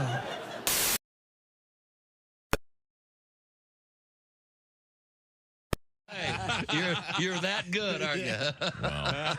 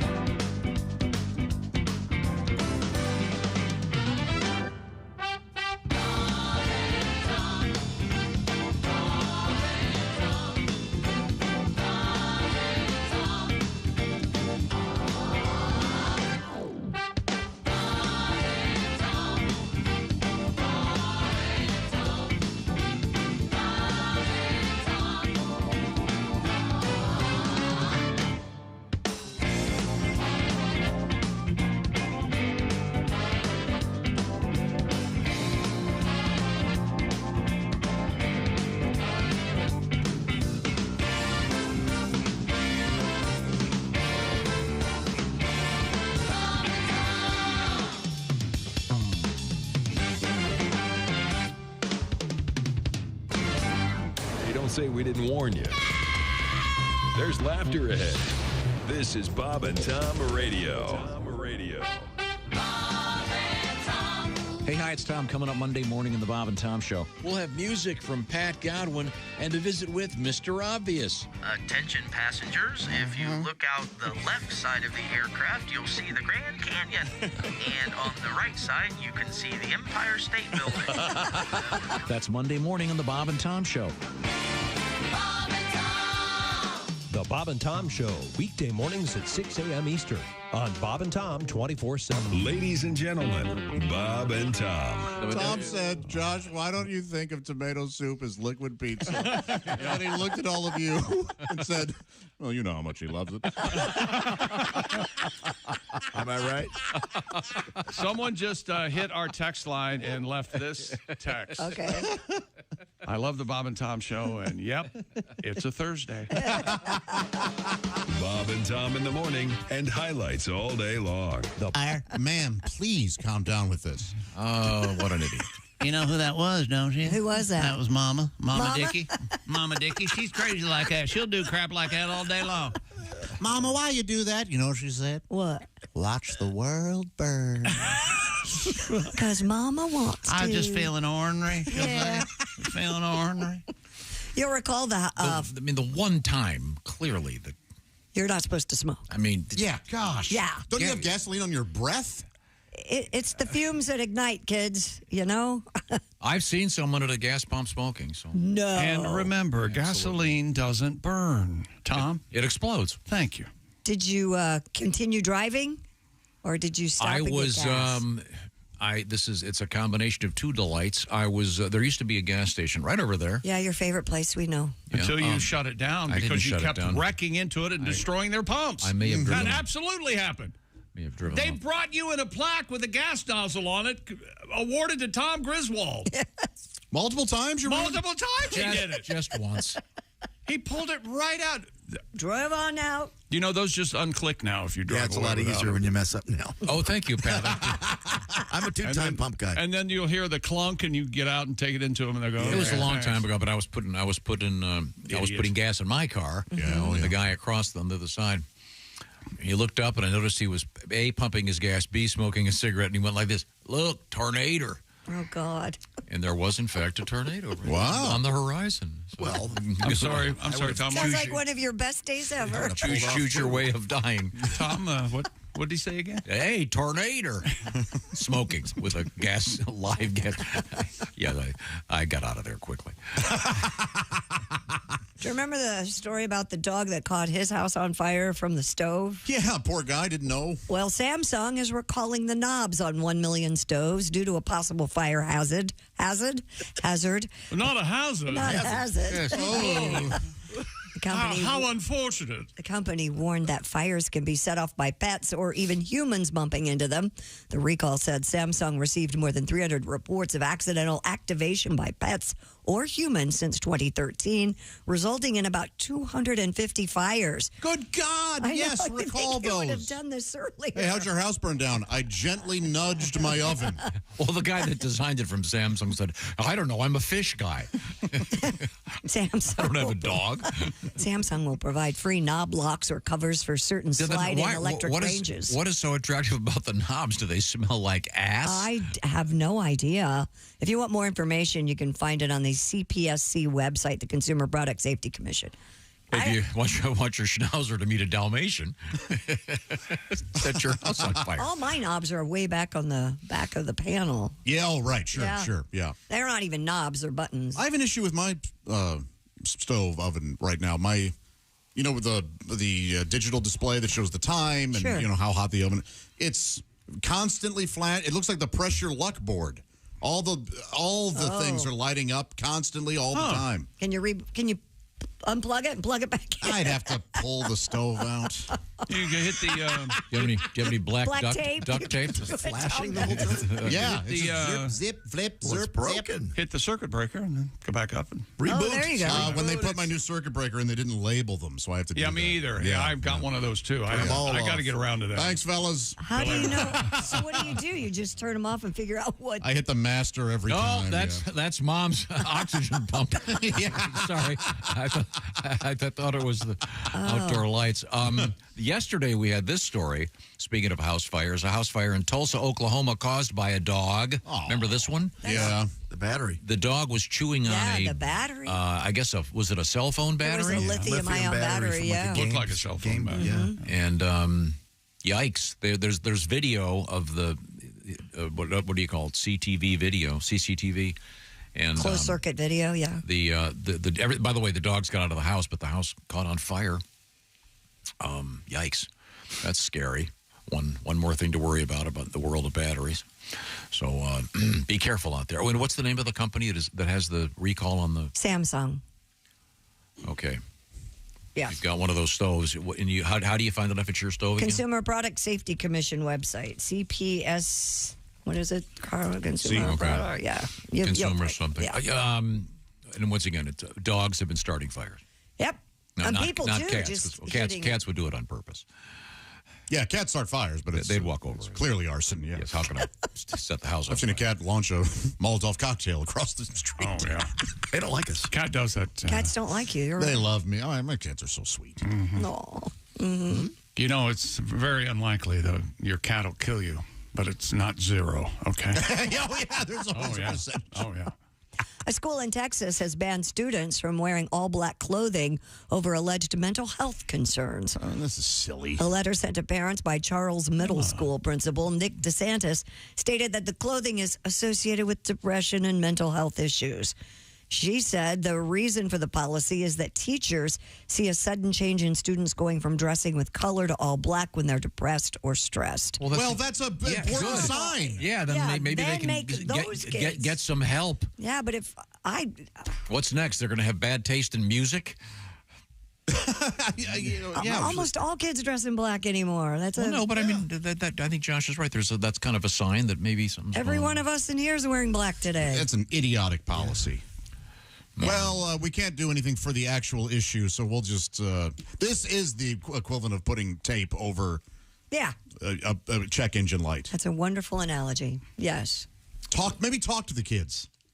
Well, you're going to have to wear khakis with your Doc Martens. young lady. No, who cares what they're wearing? I don't get it. Here's a horrible story. A beauty pageant in Altamira, Brazil ended in tragedy after the father of one of the contestants started shooting at the judges. My gosh. Why, you ask? His daughter only got 4th place. According to witnesses, Sebastio Francisco considered his daughter's 4th place finish in the pageant a humiliation. Dissatisfied with the judge's explanation, he tried to take matters into his own hands, but was shot before he could hurt other people and was taken to the hospital but died as a result of his wounds. Man. Well, ironically, his daughter did get miscongeniality. So it wasn't a total loss. Hey, look, if she were prettier, he'd still be alive. Oh, Jesus. Oh, my God. Who died in this situation? The father of the So none of the judges were hurt. No, they were The guy not. who was doing the shooting got shot or killed. Okay, right. good. Yeah, that sounds fine. Okay. And speaking of Brazil, the right person died. a Brazilian model by the name of Deborah Piexoto is promoting a bizarre skincare routine that involves caking her face with her own feces. Oh, my God. And you got mad at us earlier when we guessed poop. Piexoto, 31, told Jam Press, "It's the craziest thing I've done in my life." Yeah. She is what Tom loves, an influencer. She's an influencer. She went viral for putting menstrual blood on her skin to soften it at one point. Oh, sure. Now, she reports that she's decided to don the fecal face mask after reading online it could prevent aging. Yeah, and prevent dating. Yeah, a lot of things. Yeah, it's going to prevent quite a bit. Having children. May cause, how'd you get pink eye? Funny you'd ask. I use urine drops to prevent that from happening. Do not do this. Yeah, I couldn't even watch the video. Oh. There's video of her caking herself in her own. Yeah. Oh. But she's an influencer, which means a spreader of bad advice. I'm an influencer. Maybe she's born with it. No, maybe it's all over her face. What is that from? What commercial is that from? Maybe she was born Maybelline. with it. Maybelline. Is it right from the tap, or does she do something to it? She puts true. Yeah, does she have like a mortar and pestle that she mixes with? Does she let it I dry? don't even want to know, please. I would think the fewer steps, the better. Is it still warm? These are all fair questions, but I don't want to know the answers to any of them. My God. But as it indicates here, she was famous earlier for using her so-called period blood, as they call it. Menses? Yeah. And boy, was her face red. What an idiot. We'll try to come back to earth with some better ideas. Yeah, we'll clean up the news, and some I great promise. guests when we come back. Comedians Chad Daniels, Kelsey Cook. This is the Bob and Tom Show. Thanks for listening to the Bob and Tom Show this morning. The show is also...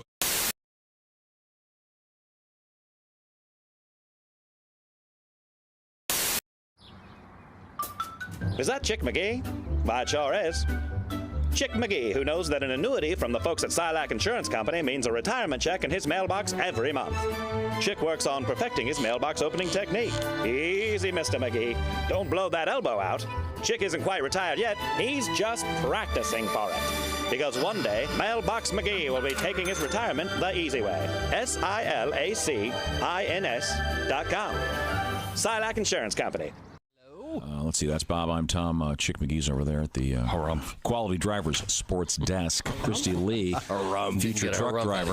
That's me, baby. I'm going to be driving the big rigs. We're going to get Christy over to Quality Drivers and learn how to drive the big rigs. Comedian Justin Willman has joined us in the studio. Hello. You may have seen him on Ellen. You may have been at the White House when he was there. It's amazing. He's here in the studio. I was being dragged out of the White House when he was there. Were you wearing a cape? I wasn't supposed to be there. I was not. Did you ever buy a cape? You ever had? Did you ever? Gotta have a cape. Oh man, no cape. How It's about a little top? on the nose for me. Like Top hat? A top hat. I do own some top hats, Okay. but I'm trying to help shed Magic that, wand? Do you have a shed magic that wand? image. Magic wand? I don't have a magic wand. The tuxedo and the cape is traditional. Those are the. I thought they're required accoutrement for a musician. Magician. And a musician as well. But I had that face. We were talking about Lance Burton off the air. I had that Lance Burton face where I would put that tuxedo on and make doves appear. But there's something about like when you're 14 and owning a tuxedo that just doesn't seem right. You have to take care of the doves too. And the doves, yeah. A lot of work when you're 14. You know what doves eat? Dove chow. Dove chow. Purina Dove chow. Purina Dove chow. I'm sure they do. I'm sure they make it. Now, you were a longtime host on television of Cupcake Wars. Which is now on Netflix. It is. It is. The war rages on now. Mm-hmm. Yeah. 9 years of production on the Food Network. 9 years. Wow. That might be America's longest war. But you're a very slender man, so you never ate a cupcake. Diabetes won the war, sadly, in the end. Now, it's my understanding we're going to try to do another magic trick on the radio. That is, your understanding is correct. Since we don't know what you're going to do. Is this the kind we can do? I thought this would be interesting for the listeners. This is a lucky die I have. I'll show, and we're filming this, so if they wanted to watch it later on, this is a pretty big die. They could. 1 through 6. Do you want to hand that to Bob down there? To me? Oh, all right. Let me tell you. There's something strange about this. Does that feel weird, Chick? No, not at all, actually. This feels like a regular die. So, Bob, think of a number from 1 to 6. Don't say it, but turn it so that number's up, and then put your hand on the die. Okay. And tell me when you got a number that you like. My hand in there. My hand is on the die. Hands on the die, right? Mm-hmm. Okay. So it's a number from 1 to 6. I want you just to say 1, 2, 3, 4, 5, 6, monotone. And then we'll see if I can pick it up in your voice. Maybe the listeners will hear it as well. Just a tell, if you will. Okay. 1, 2, 3, 4, 5, 6. Wow, it was subtle. It was subtle. You know, I'm going to say, because, I mean, that was funny, but I think the number you sped through was 2. I think it was 2. Is it 2? It's 2. It is 2. Okay. Because he went 1, 2, 3, 4, 5, 6, which is kind of a misdirect. Now maybe that was Warlock. He's a warlock. Okay, how the hell that hurt him? How did he do that? You could try it again, but it gets harder over time because you get very self-aware of your voice. That's a good trick. That's a nice trick. It's a little psychological. Here, you do it with Chick. That's a gorgeous piece. That's a gorgeous piece of business. Wow, gorgeous. Now what do I do? What do I do? I'm going to look away. Think of a number from 1 to 6. Turn it so that number's up. Put your hand on it. Okay. Christy's watching me. Put my hand right now. She's on to me. She's like, "Where? Okay, no cheating. Got my hand in a mirror. I'm not cheating. Your hands on it. My hands on it, baby. Okay, I'm going to turn your way now. Is that all right? Okay. Go now ahead. You have to say 1 through 6. Go 1, 2, 3, 4, 5, 6. 1, 2, 3, 4, 5, 6. Oh gosh. Okay. See, that was your radio voice was very good. Go backwards. 6, 5, 4, 3, 2, 1. 5. Is it 5? I felt something with 5. Please tell me it's 5. It'd be embarrassing if it's not. Zoom in. It's 5. Okay, that's the greatest trick I've ever seen. We're hanging out with... He's God. That's who that is. We're hanging out with Justin You're Willman. God. We're doing...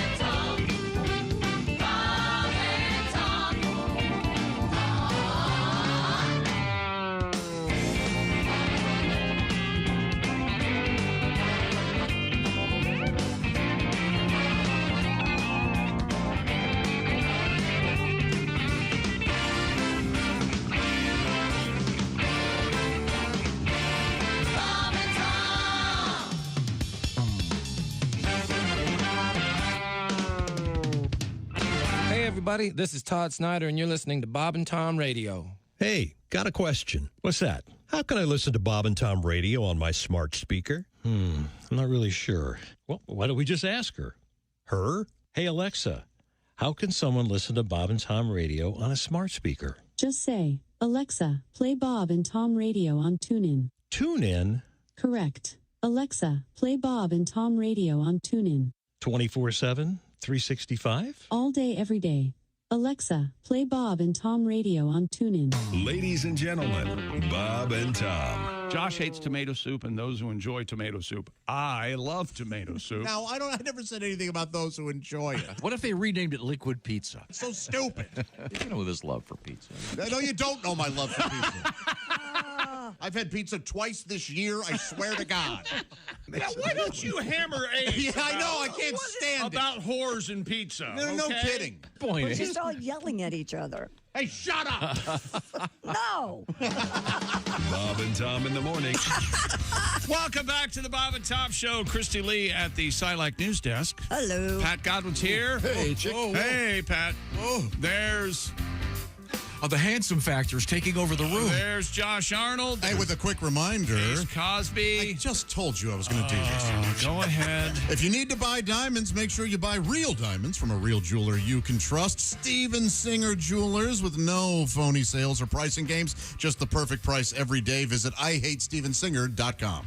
I'm Chick at the Dude Wipe Sports Desk. Here's Tom with one of our Bob and Tom legends for our guest. We're joined by the very handsome comedian Chad Daniels. Handsome? Oh yeah, you got this. You got the hippie beard going now. And, Sure. I can't help but notice because you're famous for your bad tattoo. If, as I recall, it's a really obscure combination of two things. Just won't let that go. Well, but now you've got the sleeves going. Well, you have to. I have to take away. I am like a magician, where I go, look at this hand, so you don't look at this Chester Cheetah with a Herschel Walker jersey. See? Now, how old were you when you got the Chester Cheetah? 18. 18. Right on the dot. But think of how unique that is. No one else has that. That's absolutely right. That is cool. No, you could offer it to people. They'd be like, also no thank you. No chance. But you got some sleeves going now. Yeah, I got a little tiger on one arm and then some animal parables on the other arm. But I didn't realize that flamingos were a sign for swingers. So what I've done is I've tattooed an awkward question right onto my arm. Oh, yeah, there he is on Sunset. It looks like a Miami Vice I thought it was pineapples. I didn't know. It's upside down pineapples, but it's also flamingos in your yard. Really? And so here we are. I get a lot of, What's that for? Yeah. And you want to kiss my wife? and how do you feel about that?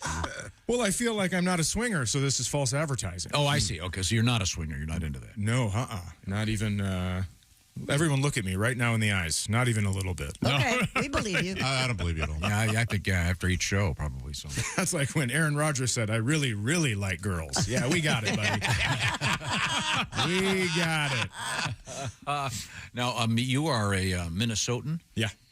And a Vikings fan, explaining the Aaron Rodgers comment. Oh, go ahead. Oh, that's true. But also, just as a general sports talk listener, he said, I really, really like girls.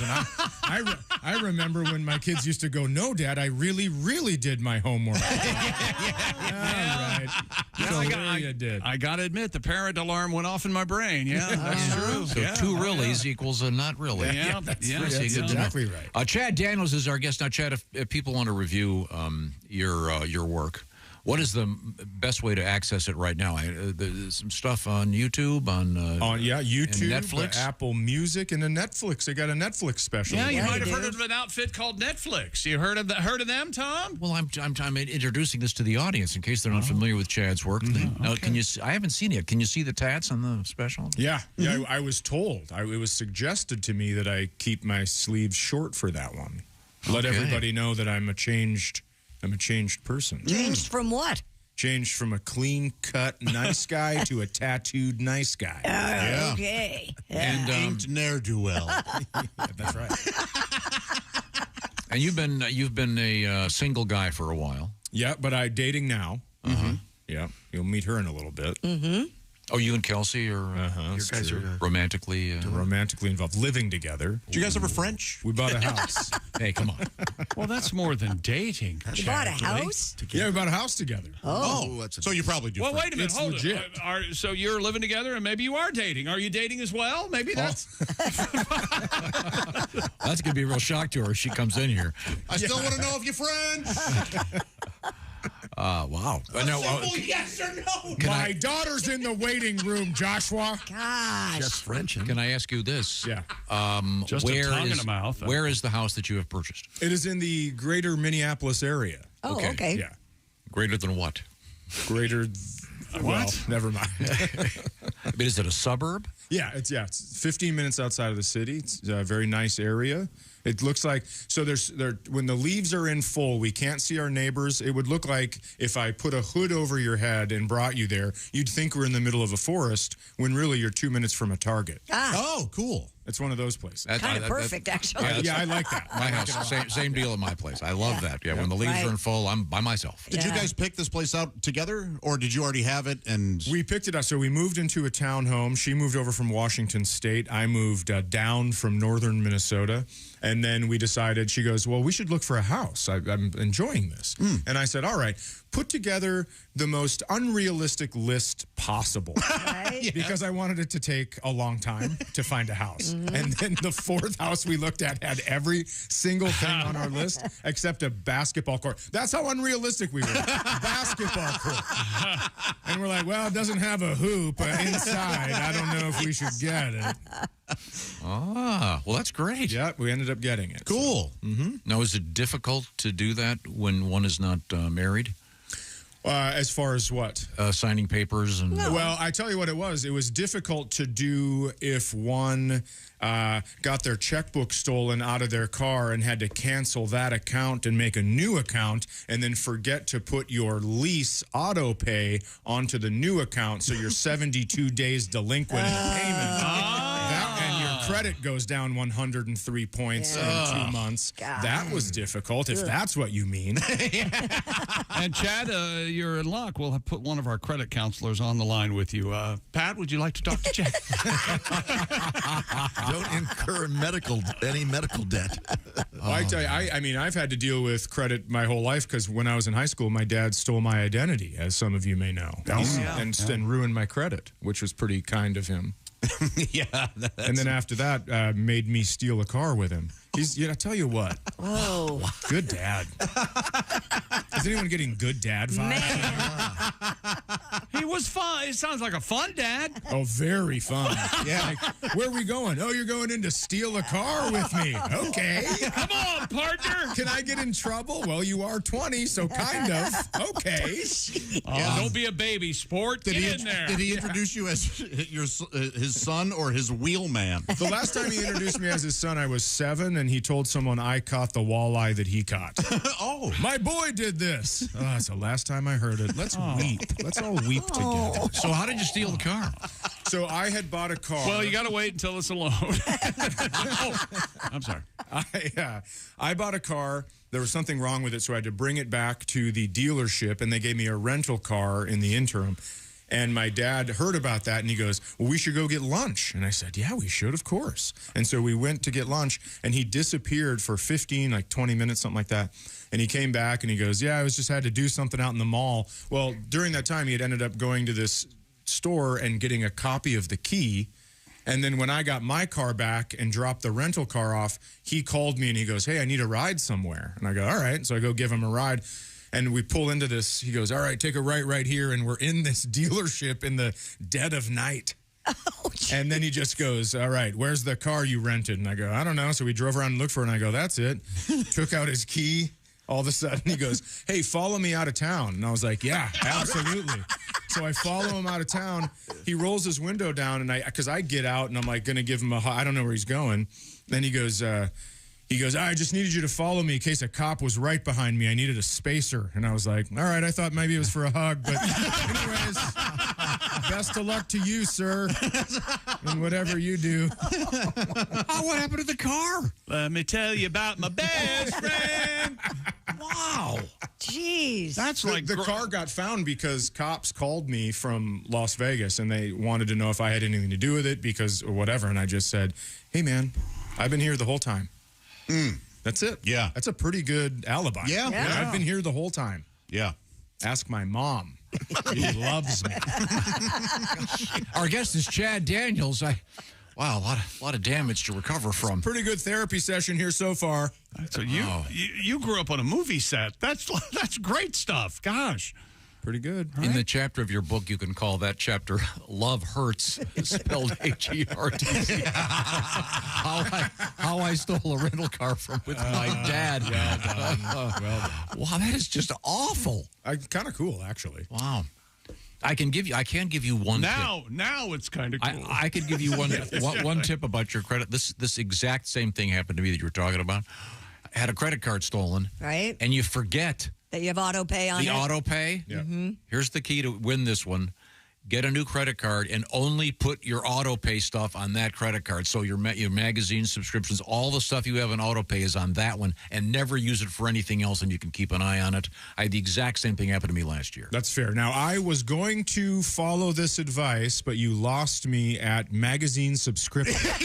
Yes. Oh, I don't know who's had a magazine subscription in the last 45 years. Sorry. It has been a while. You have to remember who's speaking. He's referring, you have to remember it's him, and he's referring to magazines delivered to his phone in his defense. That's like I have a great advice about this restaurant. You go there, you order this, and then just a sip of Metamucil. That's him, too. I know it is. Did you go in the green room? This is the finest green room of any radio station you'll ever be in. Of course you know it's him. Oh, every weekend for me, Metamucil and Viagra, we're partying. Oh, wow. He has, you have Metamucil cookies, don't you? Yes, those biscuits. He's going to pull some out? Oh, yes. This is fantastic. Look at that. He'll share them. He'll offer them to you. Look at that. Oh, these taste great. No, they don't. I never stole a car with my dad. You want to know why? Because he had polio and he couldn't drive. My dad couldn't drive. He had polio, sure, but there's other reasons. That story's unbelievable. That's great. Mm-hmm. Do you mind if I ask one more question? Is your dad still with us? I don't think so. We don't know for sure. So he was at, I don't know, some methadone clinic, and then my sister was getting updates, and then we hadn't heard from him in a while. He called me for money a lot before I had money, and I still don't have money, but I'm in the allure that I may, and so I believe that he would have called me for money by now. Well, Chad, we have a very special surprise for you this morning. No way! Come on out, Artie! I don't know if it's Artie. Not only is he here, he has your credit card. Oh, my goodness. This is the greatest thing ever. Someone call my sister. We've been telling people a lie for 7 years. Wow, I don't even know how to get out of this. We'll take a break. How's that? Let me tell you about Simply Safe. Please, for God's sake. You need a secured compound if you're hiding from people. From your dad. Your old friends, a parent. Simply Safe. I sleep better every night knowing my compound is secure with Simply Safe's 24/7 monitoring agents are standing by to protect me. And if someone tries to break in, they send emergency help when I need it most. Now, what I'm about to tell you sounds like a science fiction movie, but it isn't. Simply Safe has LiveGuard protection. Simply Safe agents act within 5 seconds of receiving your alarm with high-definition cameras inside and out, and they can see and speak to intruders through said cameras inside your home, warning the perpetrators that police are on their way. And if you know anything about Chad Daniels' father, you can send that information along to the police. They'll look for him. And I want you to have the same peace of mind that I do, and so many of our listeners do. Simply Safe is also offering a swell deal. Bob and Tom listeners, 20% off the system. Just visit simplysafetom.com. Protect your home this summer with 20% off any new Simply Safe system when you sign up for Fast Protect monitoring. Just visit simplysafetom.com. That's simplysafetom.com. 20% off. There's no safe like Simply Safe. Coming up, we're going to hang out with Mr. Chad Daniels and Ms. Kelsey Cook and find out what's going on with these two. This is the Bob and Tom Show.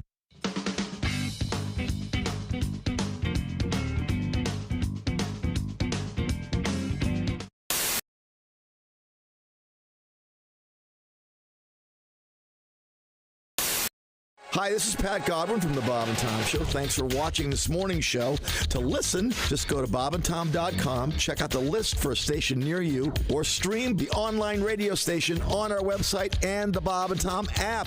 The Bob and Tom Show, on air, on app, and on demand.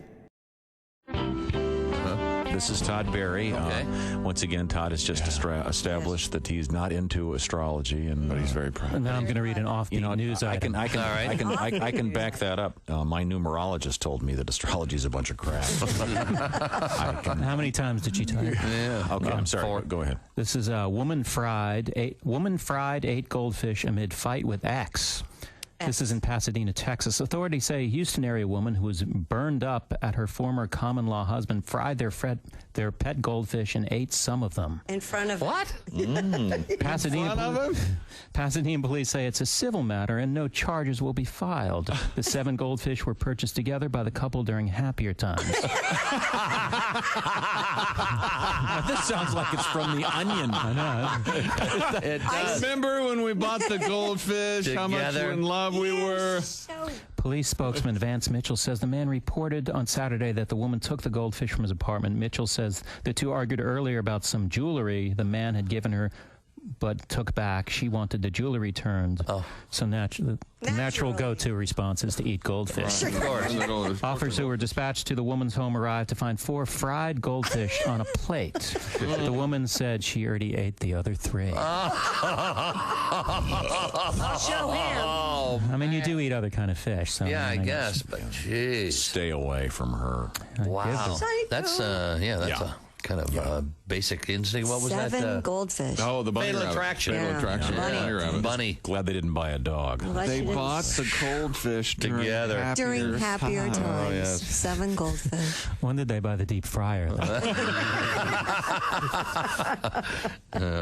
Next summer at the State Fair. 1,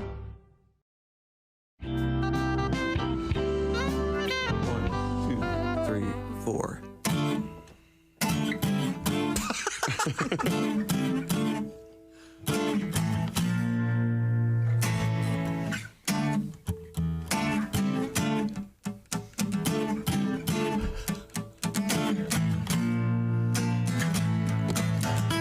Every day he played around 18 holes, then some practice.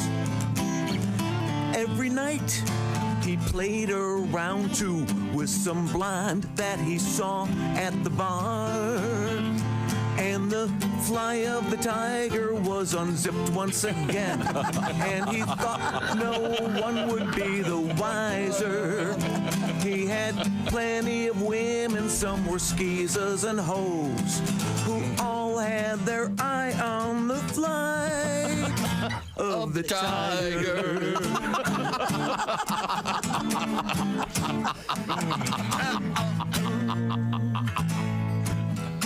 Back at home, Thanksgiving night, Tiger saw her unravel. His wife, Elin, a cute little blonde who you'd figure could not hurt a fly. But the fly of the tiger is right where she aimed. She took one mighty swing with his driver. She missed his crotch but hit his Tag Heuer watch.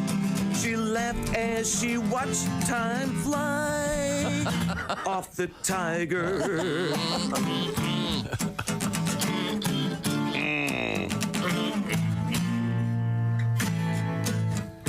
Buick's gone, so was eccentric.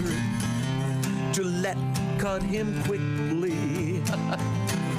It turned ugly when Nike pulled out. They took his hat and his shoes and his balls. Yes, the fly of the tiger has cost them a lot. But for Tiger, there's a silver lining. He's got a new sponsor. It's Danny's Restaurants. They're always open, just like the fly of the tiger.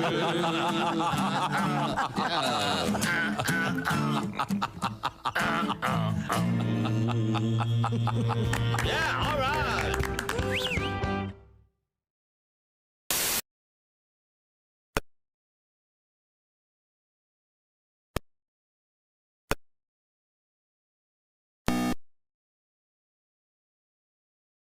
Tom Show, weekday mornings at 6 a.m. Eastern on Bob and Tom 24/7. Hey, Alexa, how can someone listen to Bob and Tom Radio on a smart speaker? Just say, Alexa, play Bob and Tom Radio on TuneIn. TuneIn? Correct. Alexa, play Bob and Tom Radio on TuneIn. 24/7? All day, every day.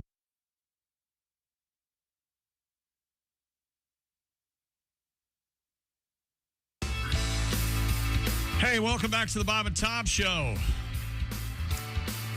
Pat Godwin's here, Christy Lee, Josh Arnold, Chick, Ace Cosby. Hey. We're all here. We've got a swell guest in the studio. Tom, would you like to cover that? Yeah, we got a swell guest not in the studio also. Let's be here now. Let's just concentrate on what we're doing now. I just met the lovely Kelsey Cook, and we're going to get her in here shortly.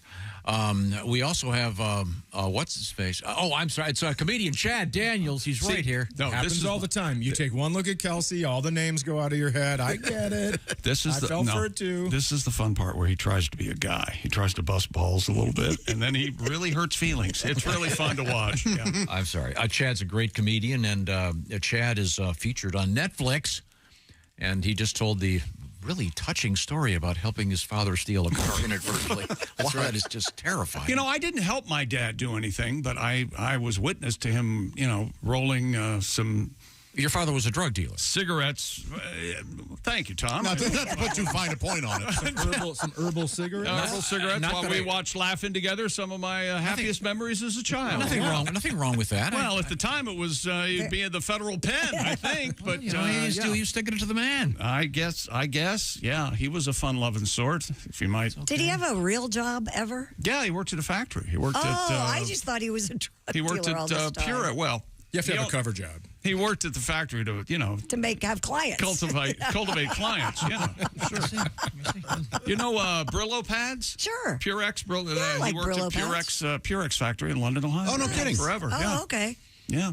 It's the first I heard of this. Always reminded me of pubic hair. Brillo pads? Yeah. Boy, who were you? Were you dating a cyborg? What woman has Brillo-like pubes? What kind of vitamins was she taking to get that kind of strength in her pubic hair? This sounds like something we might need in the future. If you could grow Brillo pad pubic hair. Yeah, that's why I'm not a fan of the pubes. There was remember the Dobie pad? It's a little. I don't remember I'm not a fan. I remember, and I imagine they're still out there. The SOS pad. Yeah, that's what we used. Yeah, that was the more remember that softer Brillo. Remember that birth control sponge thing? Yeah. Yeah. After you were done with her, Josh, you could go to the kitchen and do a little cleanup. Is that right? Yeah. Boy. Now, you know what you do in the kitchen? The fridge looks streaky. Chick, now he's showing off for company. I know he is. Yeah. Sorry. I'm not showing up. I just didn't have the Brillo pad. Mm-hmm. Well, we should go around the horn. Have anybody else had horrible experiences with their father? What about you? Pubic hair. Your father almost killed you delivering papers one morning. Because he was trying to do the right thing. Yeah, of course. My dad had polio, as you may not know. So he really couldn't drive. But one morning... But being a Griswold, he wasn't going to let that get in his way. I had paper routes throughout my life. Most of my life. And Can you imagine seeing this prick delivering your paper? Hey, I'm here to collect $4.85 for the week. God, I hated Had that little. I could picture you delivering the paper and going like, "Hey, this headline is wrong. This never happened." Yeah, exactly. This is what actually they claim. That's how I remember delivering the Cleveland Press on the afternoon of November 22nd. It was a Friday, 1963. Kennedy assassinated. Johnson takes oath. I said, I'm not so sure about this. So was it the Plain Dealer and then the Cleveland Press and the Press folded? Press was the afternoon paper, yeah. Okay, so that's not... Which one were you delivering when your father tried to murder you? The Plain Dealer in the morning. But it was snowing real bad one morning. He said, I'll help you out. And he never drove. I'll help you out there, youngest child. I'm not kidding. For those of you familiar with my street, he was heading directly for an oak tree on Soulgrave Oval. Those familiar with my street. That's an insane thing to say. For those of you who aren't familiar. Once again, this is the third time I've told you this in 2 days. Your memories aren't everyone's memories. I'll help you here. At the end of my street was a Soulgrave Oval. So it was kind of like a dead end, but there was a tree right there. So if you didn't stop, you'd hit a tree. Sure. So he's going right for the tree. I swear to God, he took his hands off the wheel. Remember, it's snowing and really slippery, and picked up his leg to move it over to the brake. And that was the last time he drove. We decided, Dad, maybe. And he hadn't driven in years at the time. Those familiar with my street. Great man. You've seen the Tom Griswold biography. For those of you Paul Newman was from my town, you know? Good God. Oh, yeah. The great Paul Newman. Sure. We're talking with comedian Chad Daniels. Once again, Chad, tell me more about your comedy special. It's on Netflix. On Netflix called Empty Nester. It's basically my son just got married. My daughter went to college. I was left all by myself. And then girlfriend came into town, and it's all about all that stuff.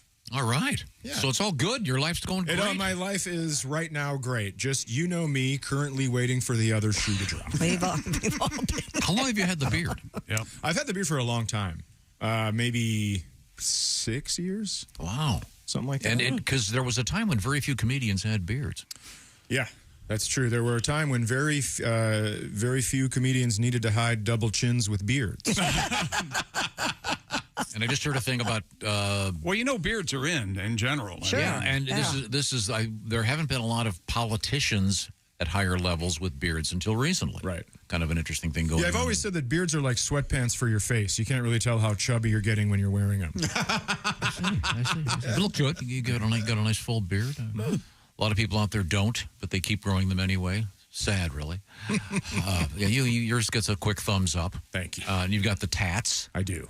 Do you allow your children to get tats? Do you have any say in their lives? It's kind of, I have some say in their lives, but mostly when they call me for money, I make them talk to me for a total of 10 minutes before I give it to them. That's good. go. Yeah, that's kind of my thing. But it's what they want to get tattoos. Like when you're 18, get tattoos. When you're 25, if you want to smoke dope, do it.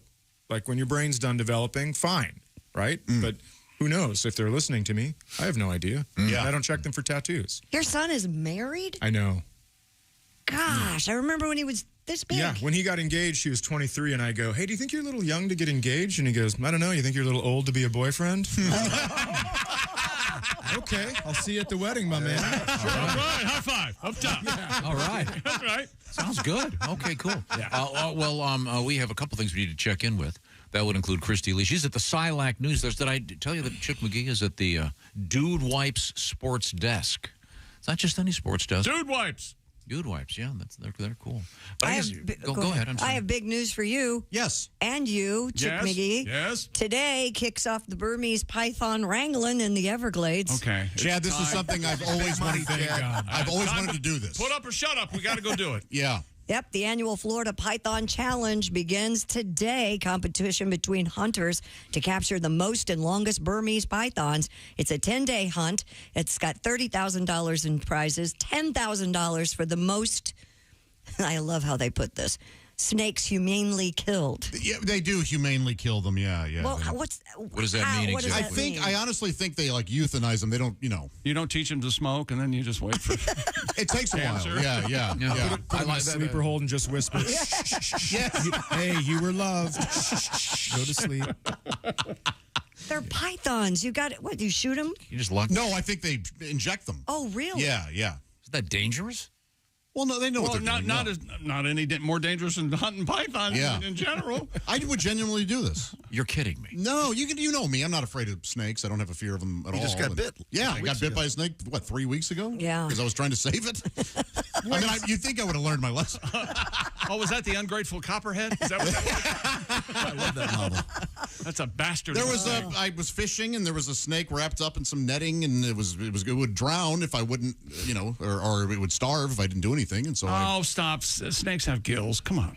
Well, you did the right thing. Thank you. Yeah. Yes. This snake is maybe starving. I'll put my hand down by its face. See what happens. We just had a guy last week that stopped at the side of the road to move a rattlesnake and got bitten, ended up in a coma. Well, that's the thing. I knew this wasn't a rattlesnake. I'm not going to move a rattlesnake. So anyways, get back to this hunt thing. How does this work now? You go down to the Everglades and you hunt pythons. You have 10 days, and then the biggest, longest python wins a prize. And then the most pythons. What is the technique to hunt these things, Josh? You sneak up on them, essentially. I mean, you look for them, and when you find them, you just got to grab them, and you usually you grab them right behind the head. And that's why I'm going. I'm what's called as the grabber. And then you put them in these sacks, and then you cinch the sack, and You don't just shoot them in the head and No, you don't kill them. No, that's cruel. That would be No, cruel. that's smart. That way Yeah, you you don't put get your them hand in a bit. sack and then you bring them for someone else to kill them. Please, Tom. Yes. You know what we should we should go down there. We go down and talk like this the whole time we're there. Look at this one. Oh my God, where are It's- you from? You know, stuff like that. I bet you're from Burma. That's going to be way too many words, I think. I think with a snake competition, you're going to get a lot of, we got to go now. Yeah, you're right. It's very guttural, very. More like It's just syllables, not words. Yeah. Ho! Yeah, those guys they'll enjoy you making fun of them. Hey, you know what we're going to do with this Josh Redneck? We're going to throw him in the sea. Now, my fear would be the venomous snakes that are in there while you're just trying to find the non-venomous And the gators, because there are tons That's also of a gators. concern. The bobcats. You've got to be out of your If you mind. have ever been in the Everglades, Yeah, the yeah. gators are everywhere. That's the thing. Yeah. But you do this. Yes. Yeah, I'm trying. I asked my brothers, and I think one would go. And I would go because what have I got to live for, Tom? Okay, that's fine. Thank you. I'll send you there next year. Oh, yeah, please do. That's You the can thing. get- We always find out about it too late. Well, I think it's around this time every year, so I'll I put know it on exactly. my calendar Yeah. for next So year. do you hook up with a crew, a team? You have your team, and then you got a team, all right. Because I Do mean, you get an airboat? What do you got? You got. So I think we could probably find someone. There's probably someone listening who's into this. Oh, sure. That they would have you as a member of their crew. Yeah, but that's the thing. Why are you just talking to Josh? Why am I being cut out of this snake hunting thing? Because he doesn't think you'd do it. Because he'd do it. Will you back out if we sign up? For Absolutely not. You won't do this. Why wouldn't I go and try to get killed by a snake at this point in my life? We're gonna Why have to would I wear. not do that? We're gonna have to wear those headband flashlights. I will. And Oh, do you hunt them at night? Well, that's often when they're most. Oh, that makes it even. That makes it better. You know what, Chrissy? That levels the playing field. What about chainmail? Are you going to, like, just some sturdy jeans and yeah, some sturdy jeans. They can't bite through Carhartt, I'll tell you that. Isn't there a show that does this? They show these guys chasing these pythons. Yeah. And it's. So you could watch that and.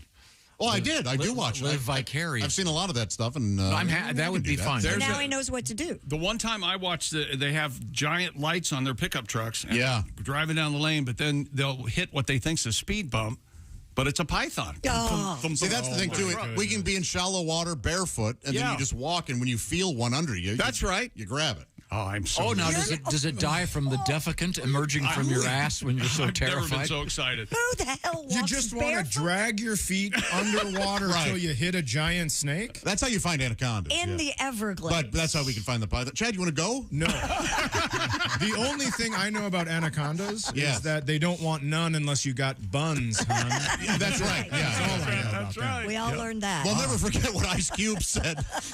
It's snakes out there this big. That was from Anaconda. That's what he said. He sure did. Oh, we've learned a lot. It's snakes out there This big.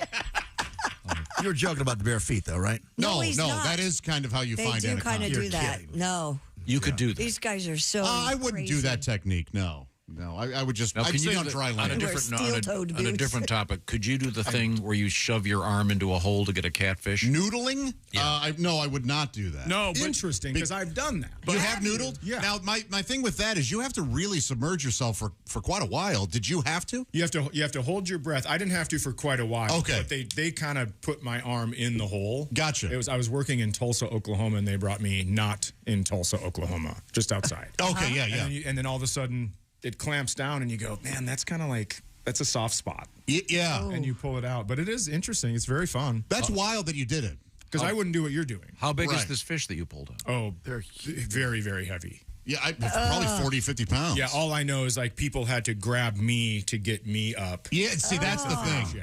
Yeah. Yeah. That makes me a little nervous having my head underwater for a while like that. What do you about mean your when feet the underwater? anaconda holds you under and you're flailing and kicking and regretting doing it? But at least it'll be dark so they can't see you dying. You should wear a T-shirt down there that says, "I'd rather be noodling," just in case someone gets a video. They'll be like, "This is going viral for sure." Now, we have time to check in with Christy Lee at the Silac News Desk. Well, a What's search happening? is on for an alligator in Pennsylvania after it was spotted swimming just off the shore of Lake Erie, According to the Erie Times News, Erie resident Stina Roach captured video of the 4 to 6 foot long reptile about 20 to 30 yards out on the lake. Animal rescue specialists have since been scouring the area to locate and capture the gator. Not clear how the gator ended up in the freshwater lake, but as this often happens, they suspect a pet was released. Is there a chance she was wrong? There is a chance. We're just going by Miss Roach's word? Is there a chance Roach is her stage name for all the weed she sells? She's reliable. And she captured a video of it. She has a video. Okay. Yeah, Gotcha. Wow. Okay. Well, watch out.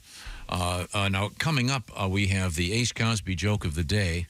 A little bit of schooling for you, okay, Chad. I'm ready. Right now, we're hanging out with comedian Chad Daniels. We're going to meet Kelsey Cook in a matter of moments. Also coming up, magician Justin Willman will be zooming in and will be joined by Mr. Willman, who I'm a big fan of. But right now, we want to check in with Chick McGee. And Raycon Everyday Earbuds. It's a absolute must-have for this fall. Raycon recently upgraded their Everyday Earbuds as if they could get any better. They now have active noise cancellation, multi-point connectivity that lets you pair with 2 devices at once, plus quick charge function. 10 minutes of charging, you get 90 minutes of battery. They're ergonomic design to comfortably fit the widest range of ears, and they have the optimized gel tips for a cozy custom fit. And a variety of vibrant new colors. Raycon heard what colors you like, and they are blush violet, forest green, royal blue, classic black. And Raycon offers a 30-day happiness guarantee. And of course, we have a deal for you.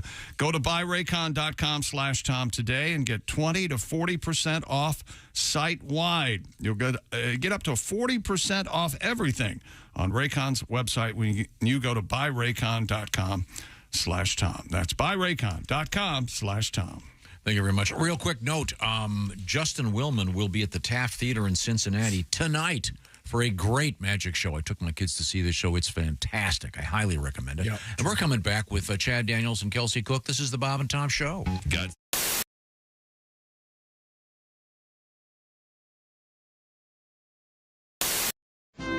This is the Bob and Tom Show. Hey, hi. We're hanging out with comedian Ron Ramey. Chick McGee doing double duty. Chick's doing anything else? What's the most dangerous thing about starting a new relationship with a girl, fellas? That's right. What kind of pet does she have? I was going to say finding out she's a psycho. And what does it mean about her? Well, maybe depending on the kind of pet, you can tell she's a psycho right away. This is from holytaco.com. If she has a big dog, what she thinks it says about her. Mm-hmm. I'm not like those other girls with their tiny yappy dogs. Mm-hmm. I'm a strong, confident, independent woman who's making it in a man's world. I see. What it really says. I love big dogs, though. What it really says about her is a big dog says, I want a boyfriend. I want a boyfriend. I want a boyfriend. I want a boyfriend. Really? What the pet is thinking is, please stop using me as a body pillow and grinding on me in the middle of the night. I'm not your boyfriend. You took a perfectly good strike. There's no grinding. No grinding? A small dog. Okay. What she thinks it says, I'm not just adorable. I'm really adorable. I'm so adorable that I have a living accessory. All the cool people are doing it. I'm just like a famous celebrity. What it really says, I want to be exactly like Paris. So if you're looking for a stupid, annoying, talentless woman like Paris Hilton with a little dog, I'm your girl. Really? Well, maybe it says, I like a little dog. What does the pet think? What the pet thinks is, if that purse she carries me in is full of used condoms again today, I'm going to bite her. I miss my ex-wife. This is a mean website. Here's a cat. What if she owns a cat? What she thinks it says, I'm responsible enough to care for another living creature, but I don't want to have to pay a lot of attention to it. That's why I have an animal that I could potentially leave alone for a few days, and it would be just fine.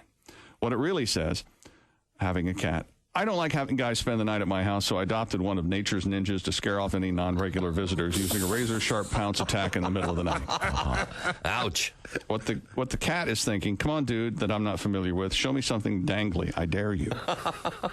What she thinks it says owning a fish. Fish tanks are sexy. I know this is just a small bowl, but it still oozes sex. This fish depends on me, and if it lives past the first day, people are going to know that I'm responsible enough to take care of another life. What it really says. One time I had sex with a biker in the parking lot of a county fair, and he spent $26 winning me this goldfish to remember him by. I forget his name, but I call the fish Nemo. Okay. What the pet is thinking, that whore hasn't fed me in 6 days. My water looks and smells like a sewer. And finally, a parrot, what she thinks it says, I enjoy having a pet that's interesting and intelligent. I am an exotic person, so I have a pet that reflects my personality. What it really says, if you own a parrot and you're a girl, my grandpa died recently. He was known locally as the crazy bird guy. So he left me this temperamental, awful bird to remember him by. What the parrot is thinking, squawk, F you, F you.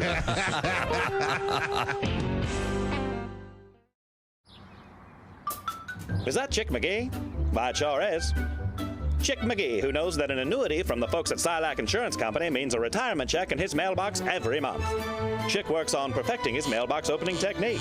Easy, Mr. McGee. Don't blow that elbow out. Chick isn't quite retired yet. He's just practicing for it. Because one day, Mailbox McGee will be taking his retirement the easy way. SILACINS.com. Silac Insurance Company. Hello, my name is Alexa. Are you looking for Bob and Tom Radio? Well, it's on me. Just say Alexa. After a better-than-expected report on unemployment calmed worries about the slowing economy. Dow Jones Industrial Average 1.8%, and the NASDAQ Composite gained 2.9%. And that's a look at things you may have missed. More of the Bob and Tom Show coming up. Hi, this is Tom. Coming up next week in the Bob and Tom Show, we'll visit with Jess Hooker, Allie Breen, Reno Collier, and a guy named Mr. Obvious. You know, you talked me into it. I'm going to do it. I'm going to go across the hall and talk to Phil and George right now. Wait a minute, caller. Phil and George are... Yeah, the twins, yeah. That's next week on the Bob and Tom Show. The Bob and Tom Show, weekday mornings at 6 a.m. Eastern on Bob and Tom 24/7. Are the stars out tonight? I don't care if it's cloudy or bright, 'cause I'm blind. Jeez.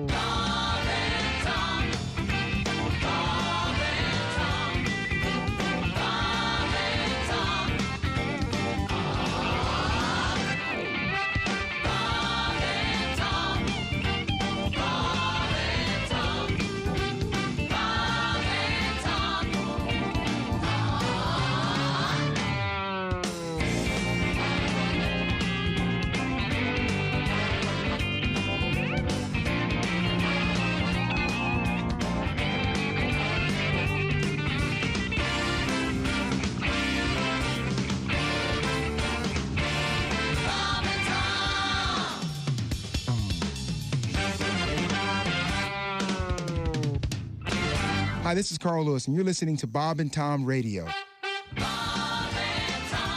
Hey, hi, it's Tom. Coming up Monday morning in the Bob and Tom Show, we'll have music from Pat Godwin and a visit with Mr. Obvious. Attention passengers, if you look out the left side of the aircraft, you'll see the Grand Canyon. And on the right side, you can see the Empire State Building. That's Monday morning on the Bob and Tom Show. The Bob and Tom Show, weekday mornings at 6 a.m. Eastern on Bob and Tom 24/7. Ladies and gentlemen, Bob and Tom. Tom said, Josh, why don't you think of tomato soup as liquid pizza? And he looked at all of you and said, well, you know how much he loves it. Am I right? Someone just hit our text line and left this text. Okay. I love the Bob and Tom Show, and yep, it's a Thursday. Bob and Tom in the morning and highlights all day long. The Bob and Tom Show, weekday mornings at... Welcome back to the Bob and Tom Show. Good job, buddy. There's Pat Godwin. Hello, Chick. In the performance room. Christy Lee's here. Josh Arnold, Ace Cosby. I'm Chick McGee at the Dude Wipe Sports Desk, and here's Tom with our special guest. We have another guest. This time it is a lady. She is Kelsey Cook. And Kelsey is a lady and a comedian at the same time. That's impossible. How could that? You know, I always enjoy the shock and amusement of someone meeting Tom for the first time.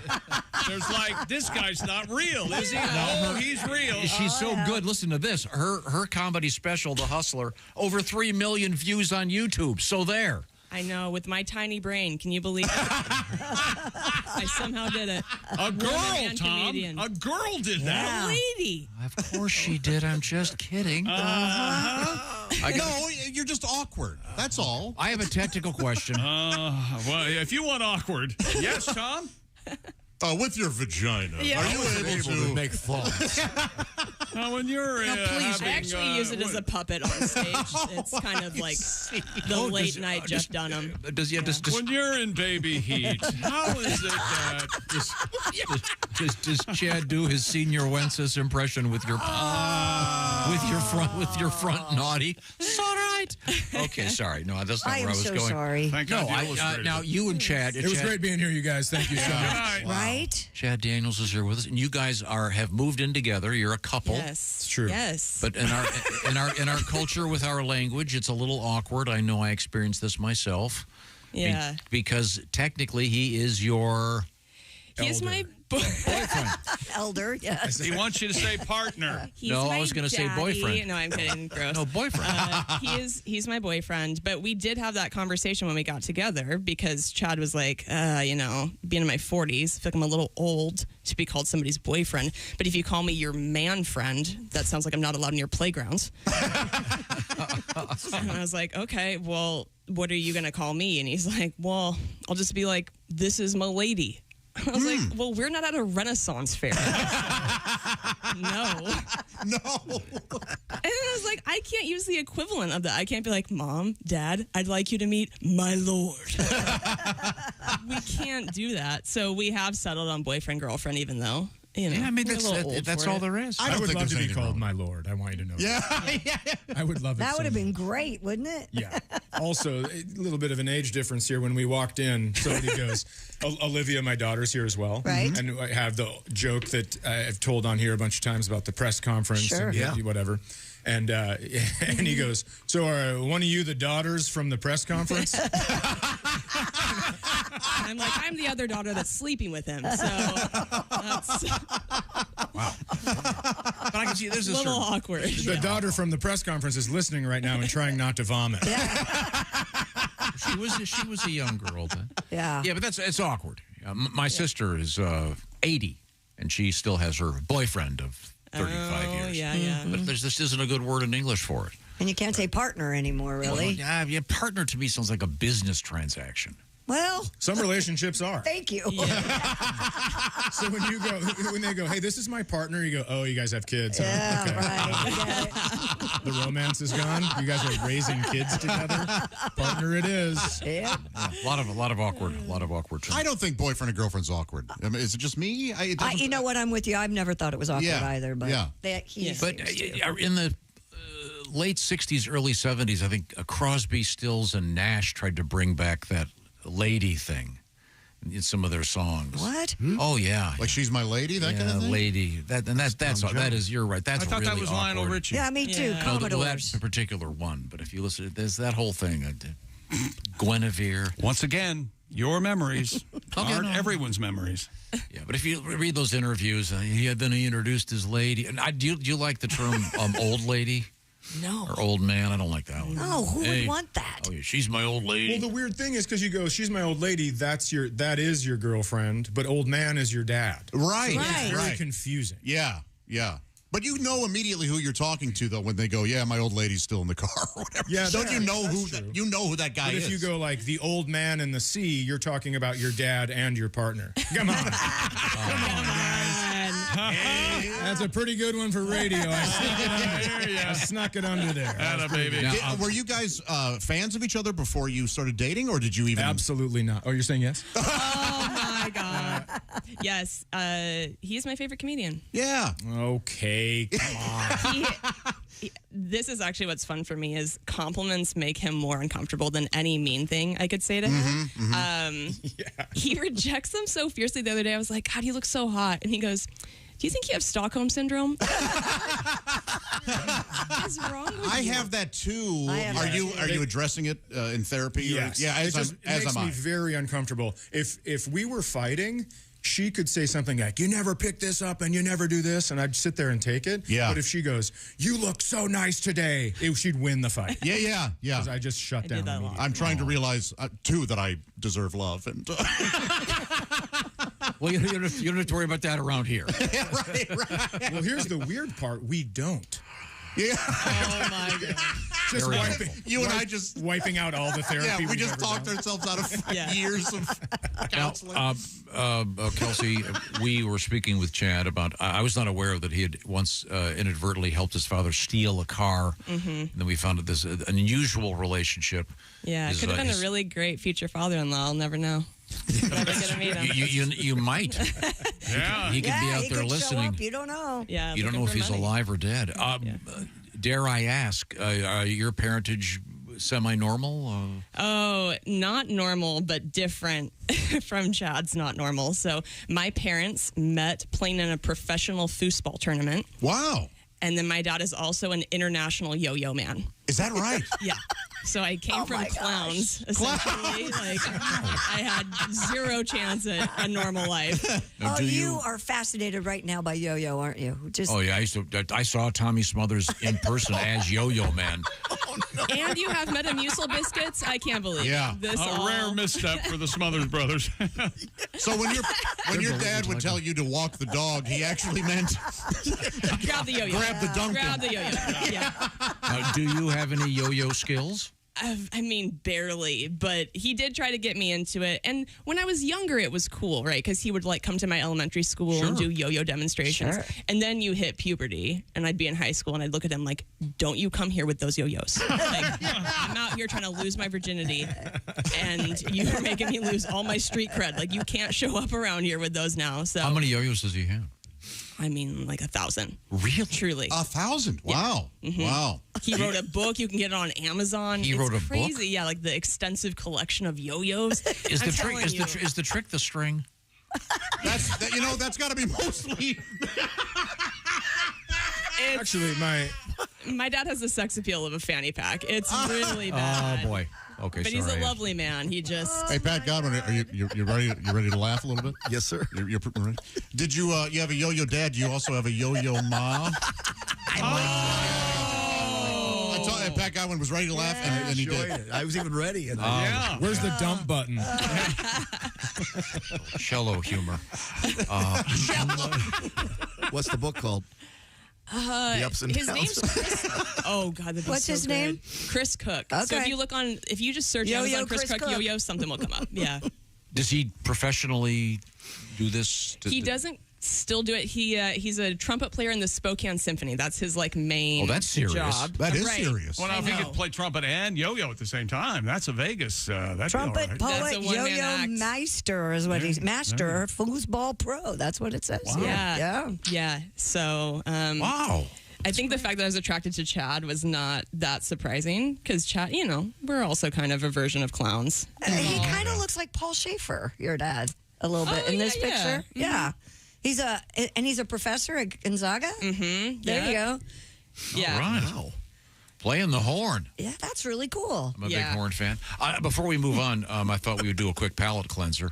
Now, I know you're both professional comedians, but even pros need a little bit of Stand by to be schooling. embarrassed. I'm excited. I've been waiting. Here we go. Ladies and gentlemen, without any further ado. Who's that sexy man with a deep voice? Ace Cosby, here he is with his joke of the day. Chad, if I stay at someone's house overnight, there better be bread available come breakfast time, or I'm out of there. I'm lactose intolerant. That was Ace Cosby's joke of the day. Brought to you by Sleep Number. Sleep better together. Save now on a Sleep Number smart bed only at a Sleep Number store or at sleepnumber.com. Thank you very much, Ace. unenjoyable. Coming up, Justin Willman. Justin tonight, Taft Theater, Cincinnati, Ohio. We're coming right back. It's the Bob and Tom Show. Thanks for listening to the Bob and Tom Show this morning. Catch any part of the show you missed later today on our YouTube channel.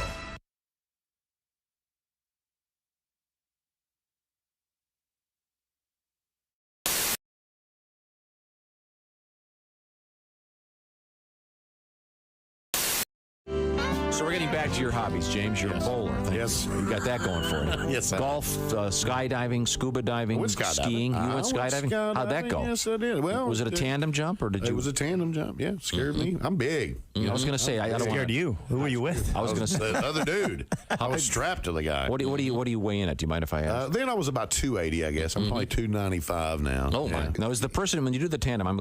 Is the person with the to land chute on somebody else? Is the person with the chute in back of you? He's behind you. You don't have to do anything. You're basically like luggage. You're looking at. You're just watching the ground come at you while the guy behind you has the chute and does all the work. And you've never been so glad to have a man strapped to your behind. Ever. You will never. And you know, they call it a sport, too. Well, sure, the it's whole very time, difficult. They're like, did you like the sport? And I was like, falling is not a sport. You know, if it was, my grandmother would win a medal. The Silver Hip Award goes to. Yes.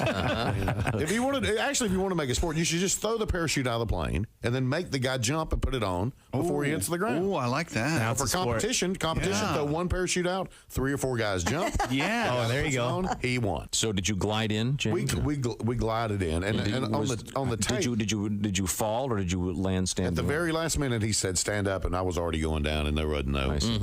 But my ears did not pop. The thing with the ears. Yeah. So when I hit the ground, immediately I was like. He was like, "How do you like it?" And I was like, "It was good. I enjoyed it very much because I could not hear myself. Couldn't hear a thing." Well, that's because if it were me, I would be tightening every orifice in my body to prevent leakage, including my ears. Plus, there's a dude behind you. Yeah. And that part stayed. That my ears did not pop until maybe the next day, and I had to sing that night. I was doing a play called "Smoke on the Mountain." You're a singer? I didn't know. Yeah, where you sing gospel music. It's a gospel music play. You know, smoke on the mountain, fire in the sky. It's a great play. Yeah. So I'm trying to sing. I'm like, amazing, great that we. That's unfortunate. I want to apologize to anyone knows that might have. Well, I don't know if you're deaf, you automatically talk that way, even though you can speak. That's what it sounds clearly, like when you're talking. Yeah, I mean, it's nerve wracking. And the more scared you've already done it, the more scared of it you are, the better you get out. The more you get out of it. You know, it is really like that facing your fear and all that stuff. And when you're standing in the doorway of that plane, it's every cell in your body screams, "You better hold on to something." I mean, it's overwhelming.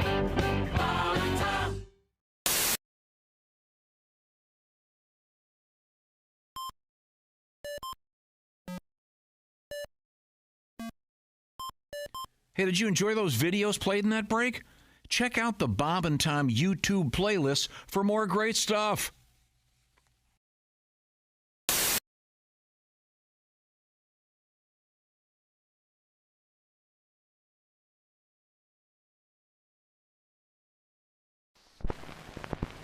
You never realize how much music affects you until you're told to sit still. Number 23 on the Billboard charts. Once you accomplish that dream, that's when you find out if that's really who you are. That's a life-changing feeling. As musicians, we're tapping into that whenever we can. We're all in. There's no plan B. Hey, now you know you never listen. Sunshine, you know you're always missing out. Coronavirus officially hitting the U.S. Here's March 15th, the day the Earth stood still. This is the most all-of-a-sudden thing that's ever happened in my life. You guys have to come home. What the hell's happening now? Then it got kind of scary. It was over everywhere. Maybe the year or the time of the huge stadium concerts are over. And we didn't know how long it would be. I didn't think it would go as far as it did. We thought it was going to be temporary. Touring is the lifeblood of any band that wants to make a living. You have to tour, you have to play. We're not sure when we're going to be able to play again.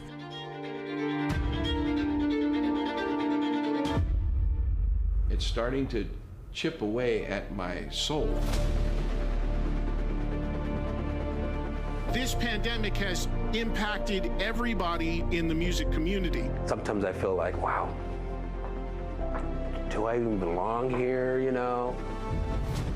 Just heartbreaking, man. How are we going to get through this? Dude, you gotta call Eddie. It's definitely tested us. Reduced capacity make it almost impossible for a band to play. How am I supposed to pay him? Been all doing other things to make a living because it's been shut down. He ain't coming for free. When you have something that you love and it gets taken away from you for X amount of days, weeks, months, you just appreciate it more. We all really took this for granted. I miss that a lot. My favorite part of my job was connecting with the crowd. It's the whole connection with humanity that is the most powerful thing. People need that connection with other people. It'll come back. It's just a matter of time.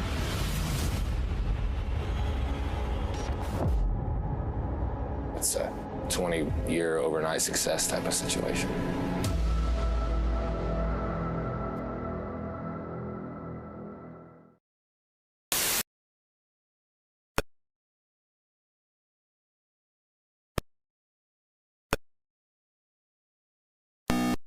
Sure. Well, why don't we just ask her? Her? Hey, Alexa, how can someone listen to Bob and Tom Radio on a smart speaker? Just say, Alexa, play Bob and Tom Radio on TuneIn. TuneIn? Correct. Alexa, play Bob and Tom Radio on TuneIn. 24/7, 365? All day, every day. Alexa, play Bob and Tom Radio on TuneIn.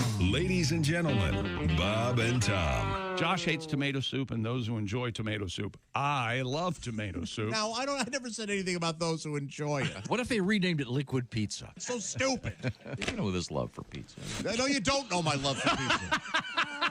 I've had pizza twice this year, I swear to God. Now, why don't you hammer Ace? Yeah, I know, I can't stand about whores and pizza. No kidding. We're just all yelling at each other. Hey, shut up! Hey, welcome back to the Bob and Tom Show. Christy Lee at the Silac News Desk. Yep. Pat Godwin in the performance room. Hey, chick. Sitting over there. Enjoying the show. There's Josh Arnold. Hi, Chick. There's Ace Cosby. I'm Chick McGee at the Dude Wife Sports Desk. And here's Tom with two special guests. Thank you very much. Chad Daniels, comedian, right over there. Kelsey Cook, comedian, right over there.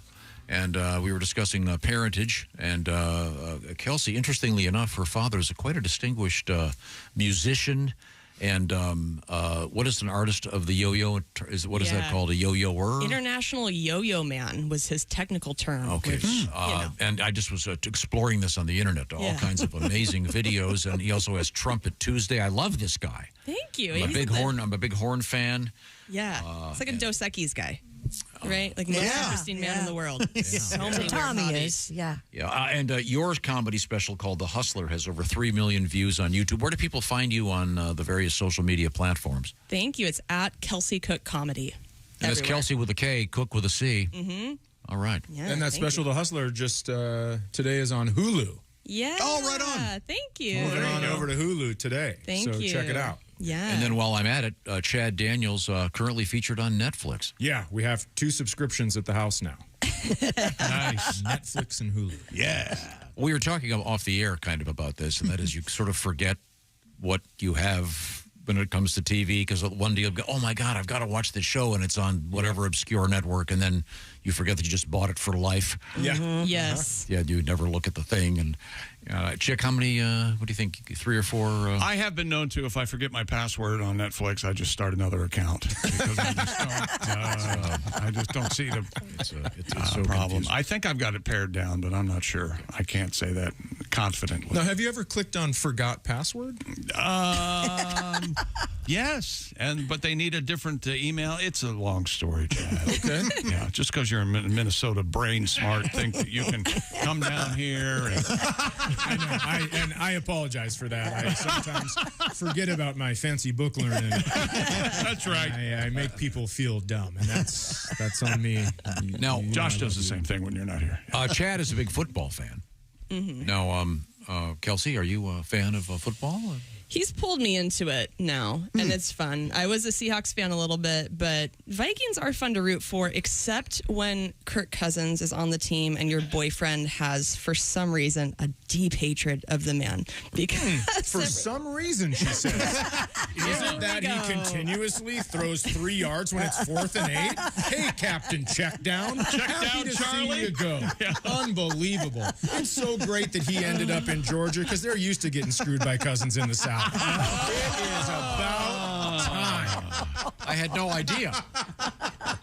I'm sorry we brought this up. Please. I poked the bear. I knew it. Both of my kids texted me within 5 minutes of him getting traded, and they both said something like, we can finally watch football together. It has ruined the experience for anyone near me. And didn't it come out that he was like one of the highest paid players ever in history? I think people keep mentioning that because in relation to his talents and how much money he's made and how much he was sought after by the Falcons, which still to this day no one can figure out because they went ahead and got Michael Penix from Washington, who's going to start playing now because they don't want to, bother Kurt. He's coming off an injury, and they gave him $150 million. I don't know. I don't know what's going on. Wow, that's scary. Okay. Who's your quarterback now? We have a couple. Oh, we have Sam Darnold and then J.J. McCarthy, who just won the national title with Michigan. That damn Sam Darnold. Damn Darnold. Well, let's give Christy a chance to do her thing. She's over there at the Silac News Desk. What have you got? There's a new poll out there. You know how much we love these. So-called lazy days. How many of those should you have a year? Oh, I'd say at least 2 a week. 2 a week? Yes. Okay. So what is that, 307? 160 or so? It depends how you define a lazy day. Well, according to this survey, we need 60 lazy days a year to feel relaxed and rested. Americans are most likely to take lazy days on Sundays, 40%, and Saturdays, 25%. The least popular day to do nothing is? Monday. Tuesday. No, Monday. Tuesday. They say that's interesting. I've read that that's the best day to do almost everything, including having surgery, and that's sort of the day everyone's kind of back to work and paying attention. Tuesday is the focus day. It's the best day. You should buy a car that was made on Tuesday. Wow. Oh, because they're better. Yeah, because Monday everybody's getting over the weekend, and then by Wednesday everybody's looking forward to the weekend. So Tuesday is the money spot. Yeah, but how the hell do you find out if it was made on a Tuesday? Exactly. You got to know a guy. Oh, I guess so. Yeah. Carfax. When it comes to lazy day activities, respondents shared how they spend their do-nothing day. How would you spend your do-nothing day? I don't know. Reading, fishing. But are those doing things? That's the thing. Well, see, right. What is the definition? I think it's got to be an unplanned, I'm not going to have a checklist of stuff to do. Well, 3 hours of binge watching movies and TV is the first one on here. Oh. To me, that's a normal television. day. And you're just supposed to have 60 of these, huh? Yeah. I might have skewed that average a little higher. I'm not sure. 3 hours of doing absolutely nothing. I don't think people can do that anymore. I'm pretty good at it. I got my rocking chair on my porch, and I will just sit there. With do no you book? have a phone in your hand? Sometimes it's sitting on the table that I have on my porch too, but no, and not a book or anything. Sometimes I'll read out there, but sometimes I just look. Just your thoughts? Snacks? My neighbors have to think I'm a maniac. Oh my God! Did you hear, Tom? Snacks. Oh, yeah, of course. I have my rotisserie chickens.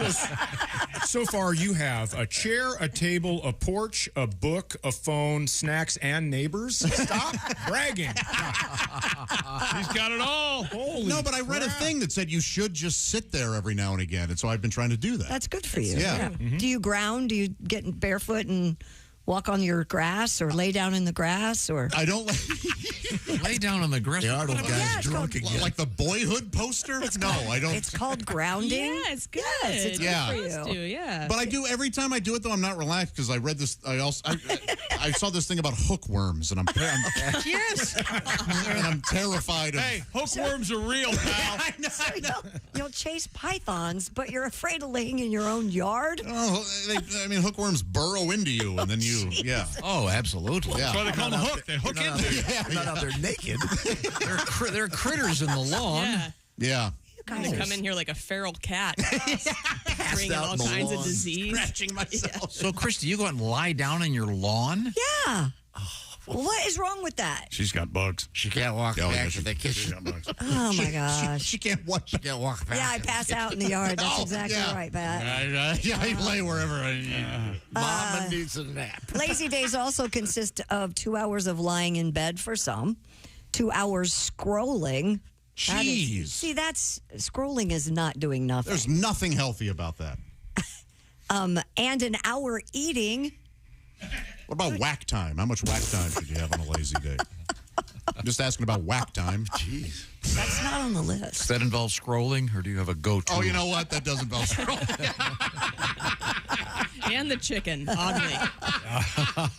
Juice on your hands. Got it all, man. The top feelings that prompt people to take their lazy days are low mood and energy, burnout, and feeling overwhelmed by responsibilities. Feeling No, I don't like those positive reasons. Refreshing yourself, right? Re-energizing. Getting in touch with nature. Yeah. Enjoying No. peace and quiet. You'll understand this, Kelsey. I envision my life as the guy with the plate spinners, and the second you stop spinning the plates, everything starts falling apart. Well, that's how you see it. The world would not stop if you just sat down for 5 minutes. 5 minutes, maybe. What if you grabbed the plates that were spinning and then stacked them and put them on Josh's porch table and just relaxed for a little bit? And then you could start spinning them again. When do I have to load them with snacks? My porch table doesn't have any room for any more plates.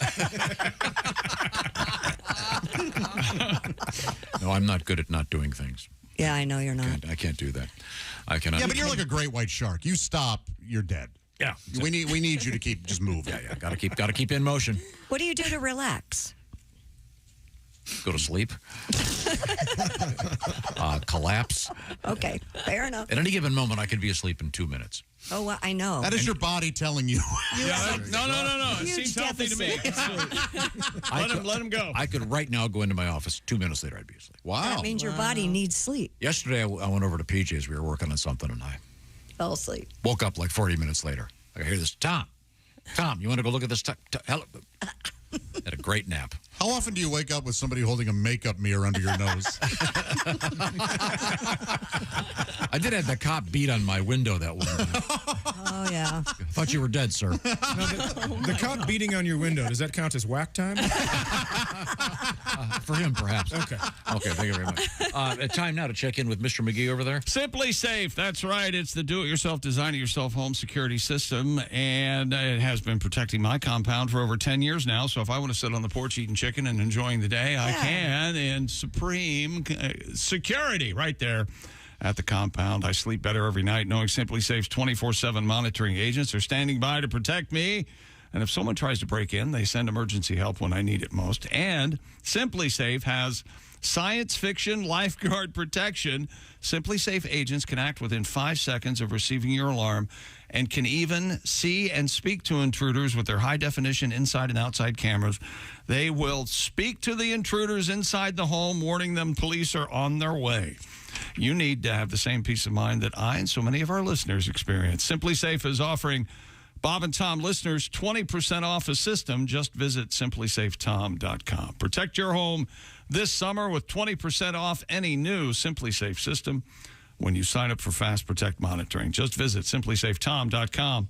That's simplysafetom.com. There's no safe like Simply Safe. Thank you very much, Chick McGee. Coming up, I have more questions for this couple here. They are entwined in jokes and in love, and we'll find out how that's going. And we have one of my favorite human beings, Justin Willman, will be joining us. And I'm right now shopping for the Justin Willman Magic for Everyone kit. Oh. I'm going to be getting. I'm very excited. Maybe do some tricks. This is the Bob and Tom Show.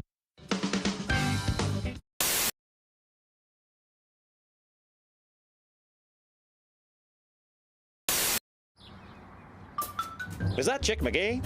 Why, it sure is. Chick McGee, who knows that an annuity from the folks at Silac Insurance Company means a retirement check in his mailbox every month. Chick works on perfecting his mailbox opening technique. Easy, Mr. McGee.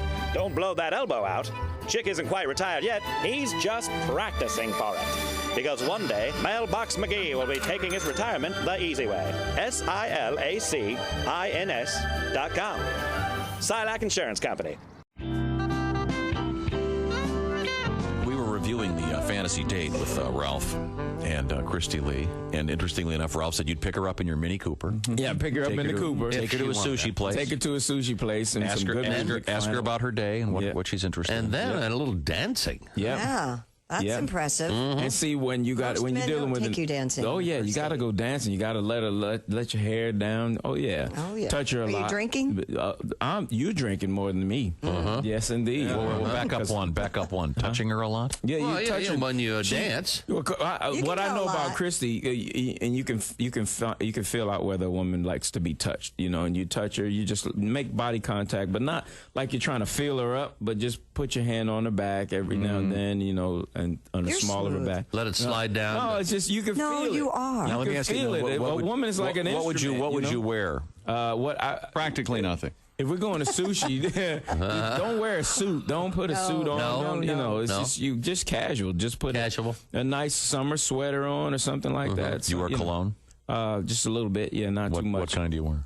I go with Gucci Envy. Really? Is that you have that on now? Yeah. Yeah, Christy, give him a snort. Get in there. And oh my God! Did you lick him? Did you lick him? I think she did. That was nice. Tom's gonna get lit. I gotta hit that. Yes, you do, Tom. He's very clean. Really good. This is creepy. I'm getting a little creeped out here. Woo, look at that. Tom, you look Tom, you look like your adopted son has just graduated college. You're over there. And this is the one from Cambodia, and this is the one from Africa. I want to smell Christy now. I didn't put on anything today. That was hilarious. Oh my God! It smells good, Ralph. Does Ralph smell better than Christy? No, he's wearing cologne. I'm not. That's not fair. Christy smells like her shampoo. She smells good, but no, Ralph you smell great. What's that stuff called? It's called Gucci Envy. It's very clean smell. Yeah, it's nice. That is not bad. Not overpowering. And see, men have a tendency to put it on until they can smell it. You're not supposed to. No. You spray it in the air just in front of you and walk through it. That's right. That is always enough. Just spray one time. Don't spray 4 or 5. Spray and walk. Just one time. See, I'm not a cologne person. And trust that other people. Now, when you walk through, when you spray it, do you spray high? No, you spray it low. You gotta spray below your eyes, neck Bob, and chest level. And then neck and chest level. Sprint through it real quick before it hits the ground? How do you do that? I've never heard of that. How fast are you going?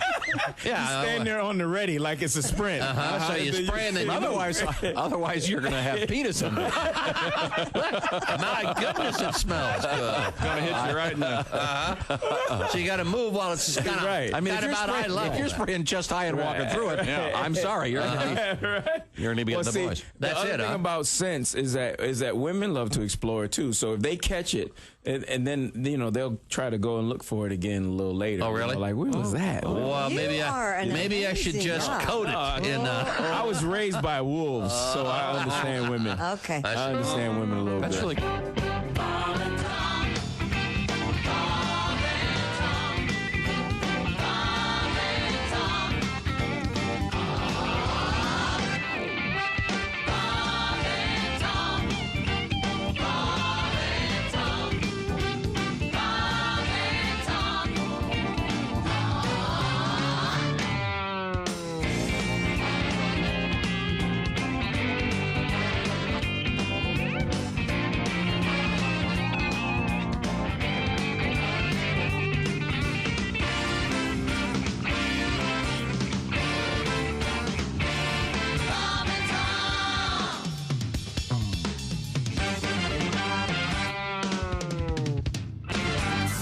Bob and Tom. If you irradiate poop, it will be sterile, but it's still poop. You can pick your morning radio show, but you can't wipe Bob and Tom on the couch. Ladies and gentlemen, Bob and Tom. I'm not going to read this whole email that was just handed to me, but I am going to read the first sentence. All right.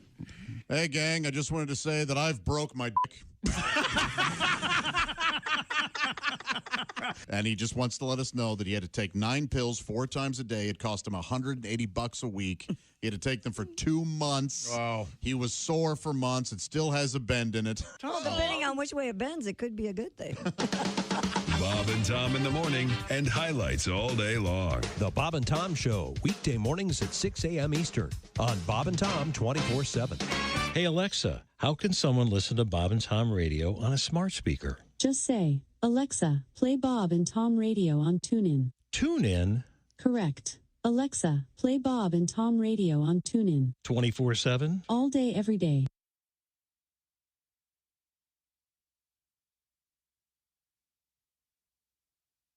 What did Fred do? Yeah, nothing, the poor guy. Oh, he hit the monorail. Welcome back to the Bob and Tom Show. Yes. Your hostility really says more about you than... I'm sure it does. Where's Justin? What the hell? We're trying to hook up with him. All right. We have other guests, and let's not be rude. Well, I figured I'd beat you to it. I'll do the introductions based on the handsomeness of the rooms. Yeah, that works always. Okay. Yes. Don't start with me again. Never. Well, as a courtesy, I won't start with you, Ace. Look, comedian Chad Daniels is here. What a handsome fella. Thank you so much. One of the finest comedians out there. You can currently see him on Netflix. The title of your event is what? It's called Empty Nester. Empty Nester. Yeah, on Netflix. Okay, it's very nice. It's Chad Daniels. If you want to just throw it in the old search engine, if it's not on your first page, front page, home page. I think I got to, in the search on Netflix, I got to Cha, and you showed up. Oh, wonderful. Yeah. CHA. Yeah. Boom. There it is. Okay. And then we have, let's see. Well, there's Josh Arnold right there. Hi. Oh, I'm second? That is a handsome man over there. That's sweet of you. I will stab you with a grapefruit spoon. You can't because I've got to introduce Pat Godwin. I don't like you third. I see. And, it's like I'm at the bottom of the barrel, kids. Jason behind the glass there. Jiminy Christmas. And then... yes? Special guest star Ace Cosby right over there. This is Tom speaking. Oh, and then Chick McGee's here. Nice.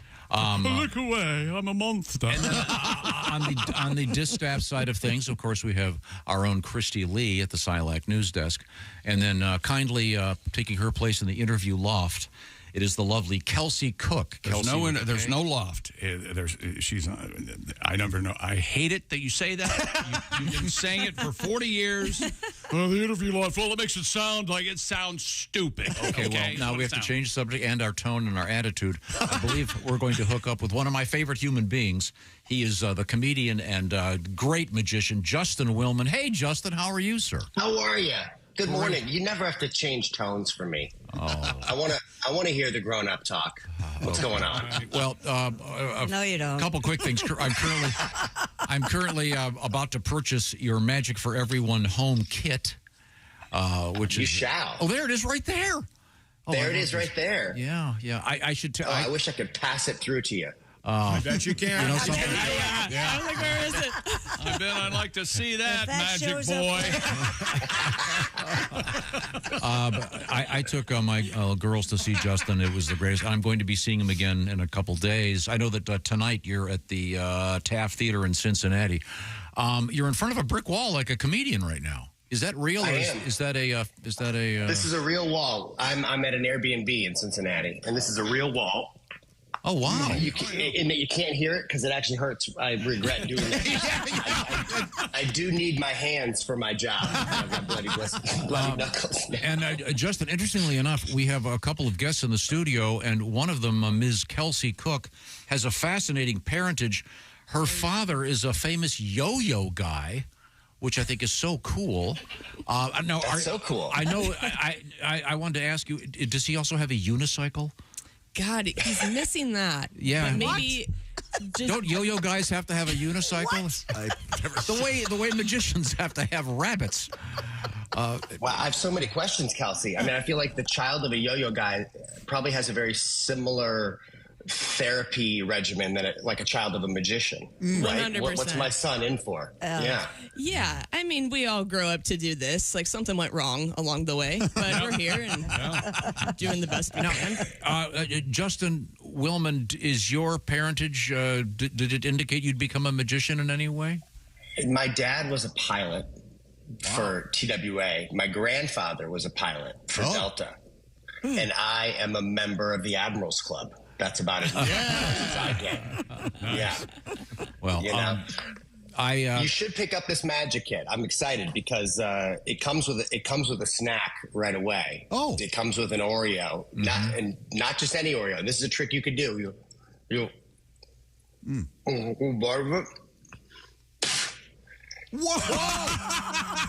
He took a bite of it, then it came right back. How about that, huh?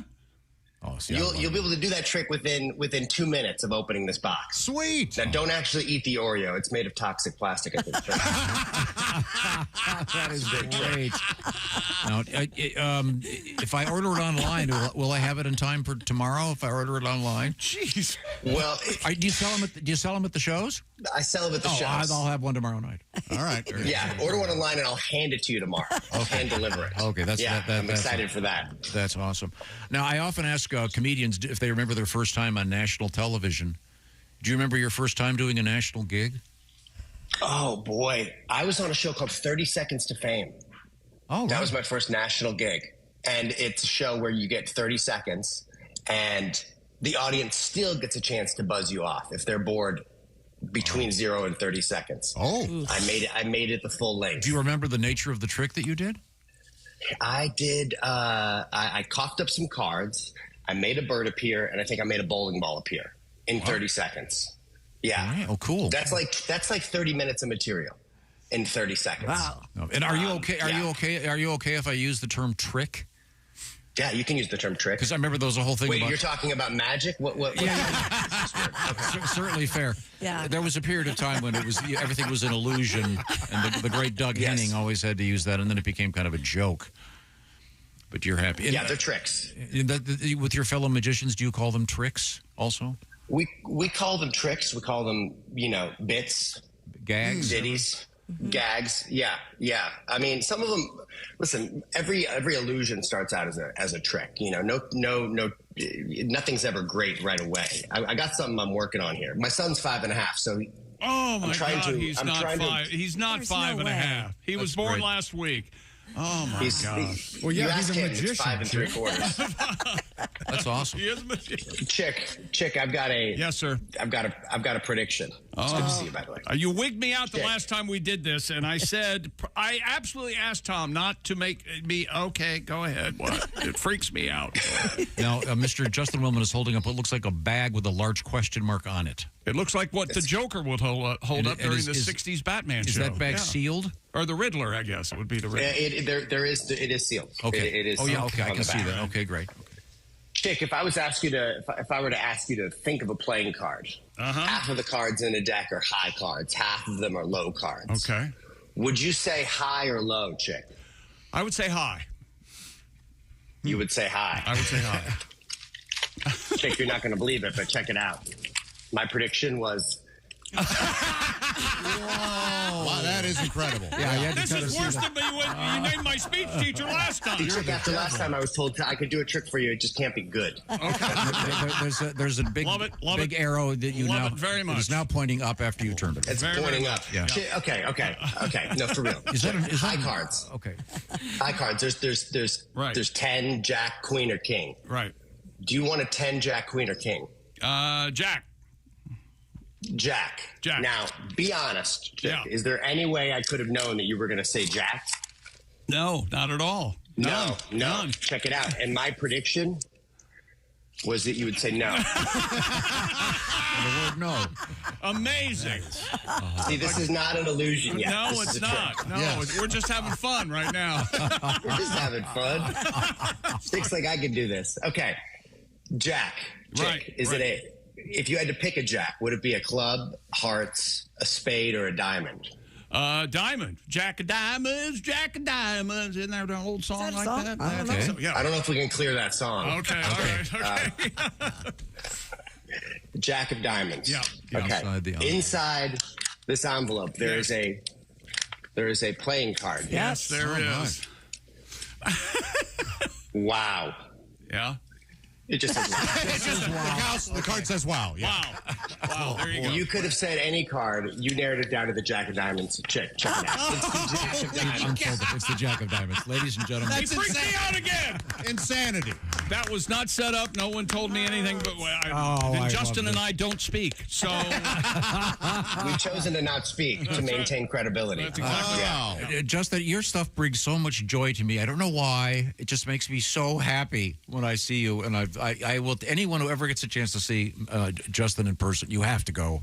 The opener of your show that I saw in Beaver Creek was so amazing, and then the closing blew my mind. It was so. I've got some new stuff. I'm so excited for you to see it. It's the Illusionati Tour.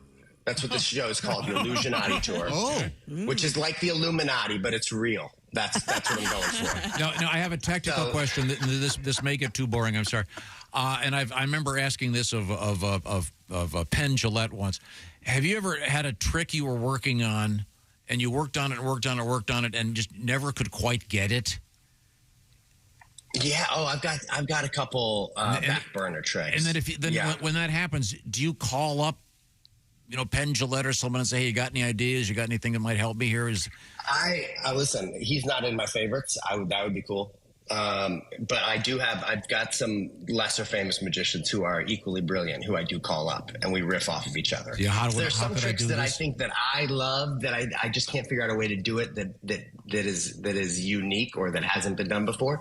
But man, when you strike on it, it's special. So the new closer of my show is one that I've been kind of noodling with for like 7 years, and I think I finally cracked something. You tell me when you see it. Now, have you ever done anything dangerous?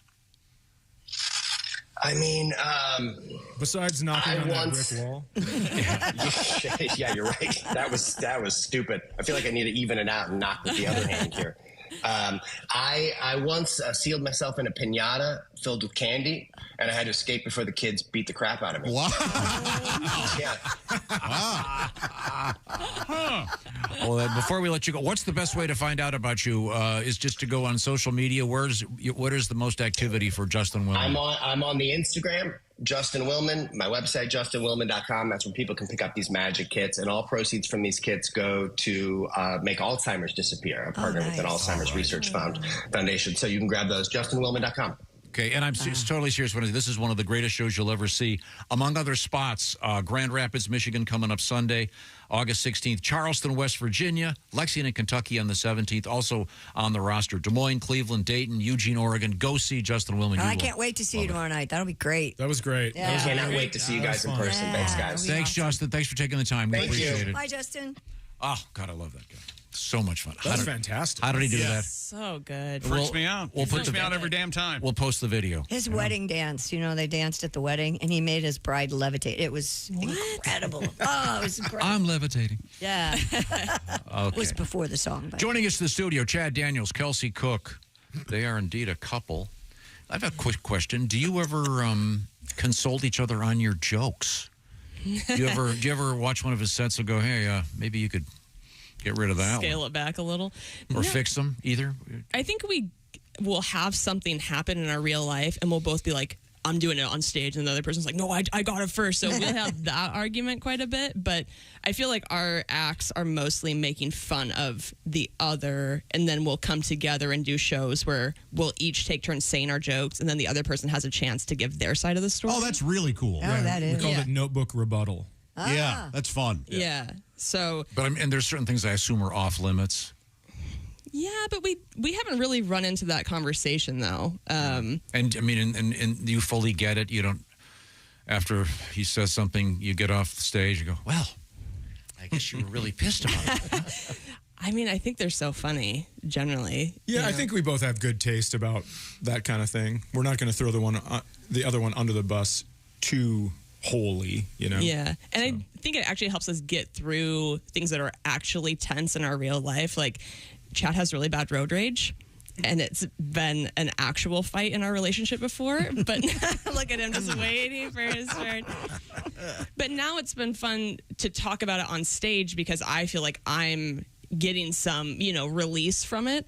Like, he will pull up beside people on the freeway if somebody's doing something he doesn't like, and he will give them a thumbs down. Oh, that's good. Yeah. Yeah. And I'm like, you're going to get shot. I mean, that's insane behavior. I've never seen somebody do that. She's right. And have you done anything to help him temper the road rage? Well, I've just been like, why are we, like, what's the rush? Like, he always drives like I'm actively in labor. And I'm like, we're going to Whole Foods. Why are we Tokyo drifting right now? What's the urgency? So I think I just try to understand him. Like, where does this come from? May I ask one question? Yes, please. Do I have road rage, or is that person being an idiot? We have to figure that out. Yes, but I have road rage, so I'm on his side. I get it. I have it real bad, but Me too. I've stopped. I don't flip people off. I give them a thumbs down because I think that's the equivalent of a parent telling you they're disappointed. Okay, and that stings. It does stick with that causes some. Yeah, you're right. You're right. How deep can one delve into your bedroom activities on stage safely? Olivia, plug your ears. Look at her with her thumbs down. Oh, I'm so sorry. She's giving us thumbs down. Yeah. Oh, I didn't know she has studio rage. Really here. I thought Chad's you were joking. Oh, no, I was dead serious. She's been listening. So anyway, how long have you been on stage, Chad? Being a comedian and all. No, my question isn't, I'm not asking you to now. I'm saying, do you delve into that when you're on stage? Yeah. Any of his shortcomings? I've talked about that he's the first guy I've ever been with who has had a vasectomy. And that I had some scientific questions about what that meant. Sure. And then I'm pretty sure Chad's daughter saw that bit on Instagram and unfollowed me. So, that's made for a fun Thanksgiving. They can be undone. That's true. They can be reversed. I have a guy if you need. Okay. Look at him. Did you reverse one? No, but I have a friend who's a physician that does that for people. Sure. And have we seen the kids that happen after the reversal? Yes. Have we seen them coming out sideways like a Roman candle that fell down? Hey, everybody! My dad Humpty Dumpty'd his sack back together. I can't go to restaurants because of mess up meals. I am so sorry that I brought that up. You don't have to be. I think it's funny. Have you had that discussion? About reversing a vasectomy? Yeah. I think I'm all good. I think I'm okay to not have kids. Also, like he said, it would probably be an insane child. Yeah. I will tell you, the longer the vasectomy has been in place, the less likely it is to be reversed. I know that. But they can go in there. They can go in there with a needle and extract them. They can, but they? that's... Can they? Yeah. One time I got and Chet, it's pain-free. Yeah, no, I'm sure it is. Yeah, I do feel like at this point it's been so long that the sperm are like a CD who's been in the car player for so long that it's just like all scratched on the bottom, and I don't think I want it in my body. Yeah, but it's classic rock, babe. It's gonna be good. You're not getting that baby urge? What are you doing? You know what? Even if she is, this is none of our business. Yes. Yes, it is. No. I bring people in here to ruin their lives. Not all women have to have kids, Tom. Want to see my new puppy? Oh, yeah. I'll bring her to my house. You can see my new puppy. You'll want to have a baby immediately. Oh, my God. I go back and forth. Bless his heart. He thinks he's helping. And I go back. Never forth. Yeah, see, you could have a baby doodle. Oh, my God. Half human, half poodle. When we met... Oh, go ahead. Well, I just say our age gap is big enough that if he... Do you want to talk about what it would be like for you if you had a kid now? I mean, I just tell her, I go, why don't you get a calculator and do the math and find out how dead I'd be when this kid graduates? Tom, your thoughts. Tom, your thoughts. Oh, I'm going to be lucky to He make is it. an 8-year-old. I know. 11-year-old. I just the other day said, I don't know if I'm going to make that graduation. Oh. Hey, who wants to hear about Raycon Everyday Earbuds? Don't quit moving. Yeah. I could actually use some noise cancellation right now. Exactly now. Raycon's Everyday Earbuds. That's right. They're the best-selling earbuds, and now you also get active noise cancellation, Chadley. You're right. And multi-point connectivity that lets you pair with 2 devices at once. Plus, quick charge function, 10 minutes of charging, 90 minutes of battery, and their ergonomic design to comfortably fit the widest range of ears, plus optimized gel tips for a cozy custom fit. And brand new vibrant colors, blush violet, royal blue, forest green, classic black, and Raycon offers a 30-day happiness guarantee. Go to buyraycon.com/Tom today to get 20 to 40% off site-wide, 40% off everything on Raycon's website when you go to buyraycon.com/Tom. That's buyraycon.com/Tom. When we come back, go to the break. Interrogation will be over. Yes. Okay. I might have some really good No, questions. no. Embarrassing to read. This is the Bob and Tom Show. Hey, thanks for listening to the Bob and Tom Show.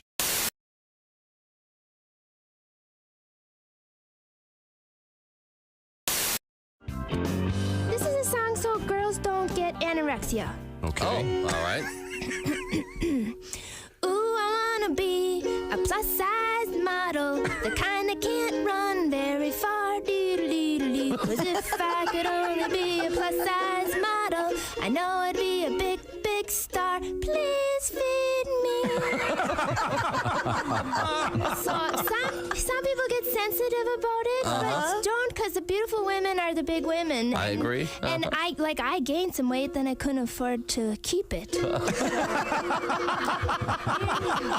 go, and I want a carbo load without having to exercise. I don't want to worry if the fat goes to my thighs. I want to wear a plus-size preserve of room. I want to eat chips and wash them down with beer.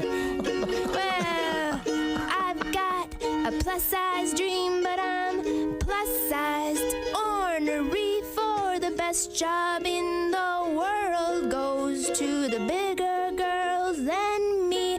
They're all sluts.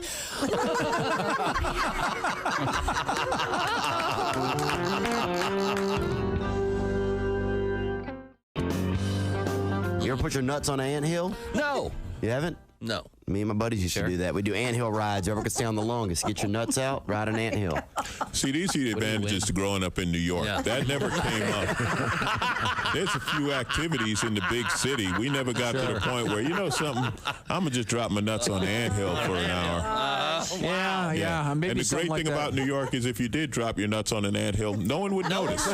They're just like, Have you seen the crazy guy on the anthill over on 3rd? Oh, yeah, he's nuts, isn't he? Yeah. Wow. It's dangerous, though. One year they swelled up to look like a sack of kneecaps. Kneecaps, you say? Nice. We play gay chicken. You ever play this? Gate chicken? Probably not. Gay chicken. Oh, gay chicken. Hold on. Have you ever asked that question and got a yes? Yeah. Oh, yeah, gay chicken, yeah. I was in a gay chicken league for 6 years. Chicks played, and I could tell. I could tell he's got soft hands. Love the gay chicken. He's got soft hands. Why do I think I don't want to know how this works? I don't want to know. Oh, no, it's a real chill game. It's, you stand there, you and your buddy stand there, you hold on to each other's penis. Right. Okay? And the first person to let go is gay. That's right. I see. Gay chicken. So in other words, you guys... Now, if you look them in the eyes, you get a warning. There's a lot of hand washing in this game. If you look them in the eyes, you get a warning. Welcome to a new show called I've Never Been That Boring. Hello, my name is Alexa. If you have a smart speaker and what to hear, Bob and Tom Radio, just say Alexa, play Bob and Tom Radio on TuneIn. Now, you try it. Alexa, play Bob and Tom Radio on TuneIn. That's the first smart thing you've said to me since you took me out of the box.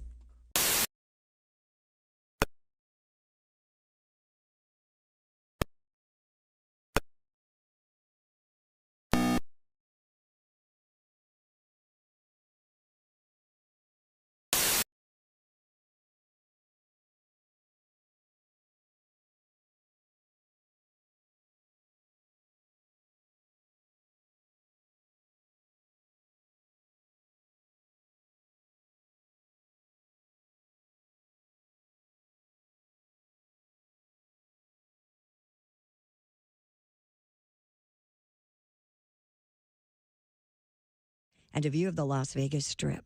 Aldine's other locations include Nashville, Pittsburgh, and Gatlinburg, Tennessee. And that's your entertainment news. I'm Christy Lee. More of the Bob and Tom Show coming up. You Hi, this is Tom. Coming up next week in the Bob and Tom Show, we'll visit with Jess Hooker, Allie Breen, Reno Collier, and a guy named Mr. Obvious. You know, you talked me into it. I'm going to do it. I'm going to go across the hall and talk to Phil and George right now. Wait a minute, caller. Phil and George are... Yeah, the twins, yeah. That's next week on the Bob and Tom Show. The Bob and Tom Show, weekday mornings at 6 a.m. Eastern on Bob and Tom 24/7.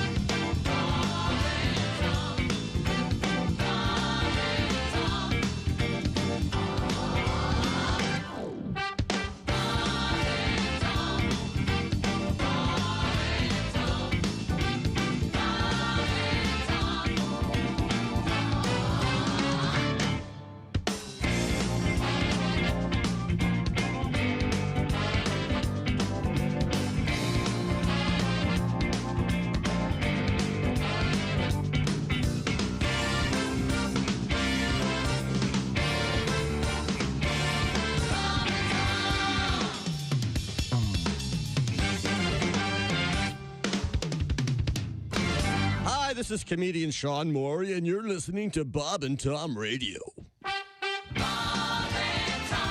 Hey, hi, it's Tom. Coming up Monday morning in the Bob and Tom Show, we'll have music from Pat Godwin and a visit with Mr. Obvious. Attention passengers, if you look out the left side of the aircraft, you'll see the Grand Canyon. And on the right side, you can see the Empire State Building.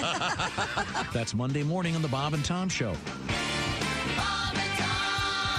The Bob and Tom Show, weekday mornings at 6 a.m. Eastern on Bob and Tom 24/7. Ladies and gentlemen, Bob and Tom. Tom said, Josh, why don't you think of tomato soup as liquid pizza? And he looked at all of you and said, well, you know how much he loves it. Am I right? Someone just hit our text line and left this text. Okay. I love the Bob and Tom Show, and yep, it's a Thursday. Bob and Tom in the morning and highlights all day long. The Bob and Tom Show, weekday mornings at 6 a.m. Eastern on Bob and Tom 24/7.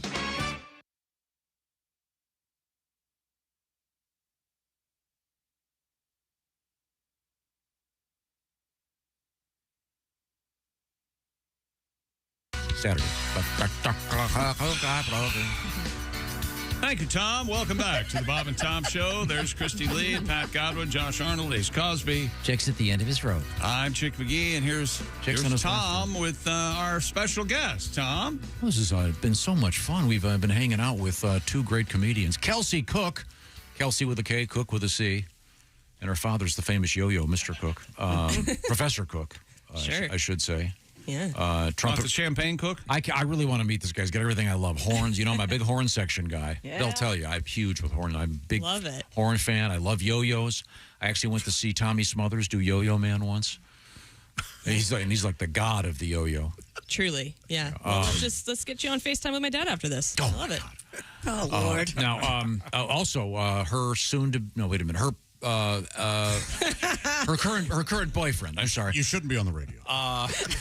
Chad Daniels. Maybe radio isn't for you. I've always said that because I can't think and talk at the same time. You sure It's can. debilitating. Your social skills are a little awkward at best, too. Meeting people is not your Yeah. suit. Yeah. That's what my girlfriend just said. Did she really? Yeah, after all these years, she's finally figured that out. Say just? Yeah. Yeah, she did. Yeah. I don't find any of this surprising. She says I'm really bad with all of her friends. No. Oh. And then she's not bad with my friends because I only have two friends, and one of them lives out of town. So it's kind of rough being me. Pat, you weren't included in that. I know it's down to two now, and I'm not in the. No, you're not in there. Well, you know what happened. It's the lamp. I know. We all know the lamp story. When was the last time Kelly spoke to you, Pat? After my son broke a lamp, never. She hasn't spoken to me since then. Okay, I'm sorry. Chad Daniels, Chad has a great comedy event that's visible on Netflix. He has a special on Netflix. Talk like a human. He's got a skit. It's a feature. It's some skits thrown together. and Kelsey has, what is it, 3 million views of The Hustler? Now it's on Hulu. On Hulu as of today. Yeah, 3 million on YouTube. That's awesome. Let me explain something about Tom. When he really likes somebody, he gets really flustered. So you guys should take this as a compliment that he's flubbing up a lot, because that means he really respects you and he's a little intimidated. No. I'm just trying to get the facts out. No. People can see these fine people. I suppose now, speaking of facts. I'm trying to get the facts out that I have a comedy event. So. A bunch of skits put together. Yeah. Or stand-up special, but there are words for these things, but that's fine. All right. Okay. Now, do you gamble a lot on sports? I gamble some on sports. What's a lot? Chad gambles a lot. Let me answer that question. I gamble a lot on sports. Now, do you let your heart get in the way of your head? Not often. There are times I will make a silly bet just to cheer louder for that team, but most of the time it is based on stats and what I think. Do you do the over and under on the season wins and stuff like that? I don't do that. I mostly do parlays. I'm a big fan of making the last game really worth it. Right. Yeah. I like that. Okay, good. Are you disturbed by his gambling addiction? Yeah, it's something he did. He did keep it from me until I moved my entire life across the country to live with him. It's not like it's a gambling problem. Plus, we don't share money. For now. We don't share we're money. Living on the streets because of your parlays. He did reference the credit rating of 201. Yeah. That was because his father and his checkbook got... You only heard half the story. That's part of one of his so-called bits. Time now to check in history and find out today in history. Okay, all right. I haven't looked at this. I have no idea. August 9th. Why would this be any different than anything else this morning? Okay, let's see now. Do you want to do a famous... Oh, bad day. Sorry about this one. Then don't do it. Well... I thought we were going to talk to... Can't we just talk to our guests? We don't... Chad, this isn't a paid feature. Well, I thought. Plutonium bomb was all. I guess I'll leave it at that. Is this Nagasaki Day? Yeah, Nagasaki. Yeah, this gets even worse. But, oh my God. Worse? Yeah. We have to follow Nagasaki. I do want to know what is worse than Nagasaki. I really am. I'm intrigued. The Manson murders. Not worse. Not worse. Terrible, but not worse. Okay. Not worse. All right. Okay. If you need to pick yourself up after this news, I have a comedy event on Netflix. Streaming right now. How much? The Manson murders, 1.5 people. Nagasaki. 5. Let's go with Happy Birthday. How about that? The great actor Sam Elliott. Ah, yes. He was born in 1944. His mustache born in 1945. You do no wrong in my book. You have a crush on him. Oh, yeah. Yeah. Let's see. Happy birthday, Melanie Griffith, fine actress. I don't care for it. Talks like a baby. Let's see. I'm in a movie together. I got Don Johnson. Hello. Is that actual audio of Melanie Griffith? That's Melanie Griffith. Isn't that weird? Yeah, I can't believe you had that on the soundbar. I know. Nice. And I like this lady very much. Hoda Kotb, born in 1964. Oh, Ace likes the Hoda. She had her chance. I don't know. She had her chance. You've met Hoda? No. Oh, okay. Doesn't she do the thing with one of the Bushes? What's her name? Yeah. Jenna Hager morning show. Yeah. Oh, she's on a morning show. Trixie or Dixie? Jenna Hager Bush. Dixie Bush. Jenna Trixie Bush Hager or whatever her name is. Okay. That's a network show. Yeah. Hoda and Trixie Bush. A comedian who's a fine actor, Eric Bana. Sure. Wasn't he a stand-up? Yeah. In Australia or something. Yeah, I thought so. Australia. Really? Good actor. Yeah. And then let's see. Happy birthday, Anna Kendrick. Ugh. The pitch perfect. Talk about making a deal with the devil. I like her. Talentless. She's plucky. Oh my God. Wait a minute, hold it. You are ruthless. I like Anna. She's plucky. Yeah, plucky. What do Anna Kendrick's parents do when they hear her car pull in the driveway? No, that's Anne Hathaway. Same thing. Tom, your thoughts? She plucky me. Okay, never mind. Lock the door. Let's move forward here and say goodbye to our guests, and you can find them in the milieu of social media. This is the Bob and Tom Show. Just got to get a hold of us. Call, fax, mail, or email. Get all the contact information you need at bobandtom.com. This is the Bob and Tom Show.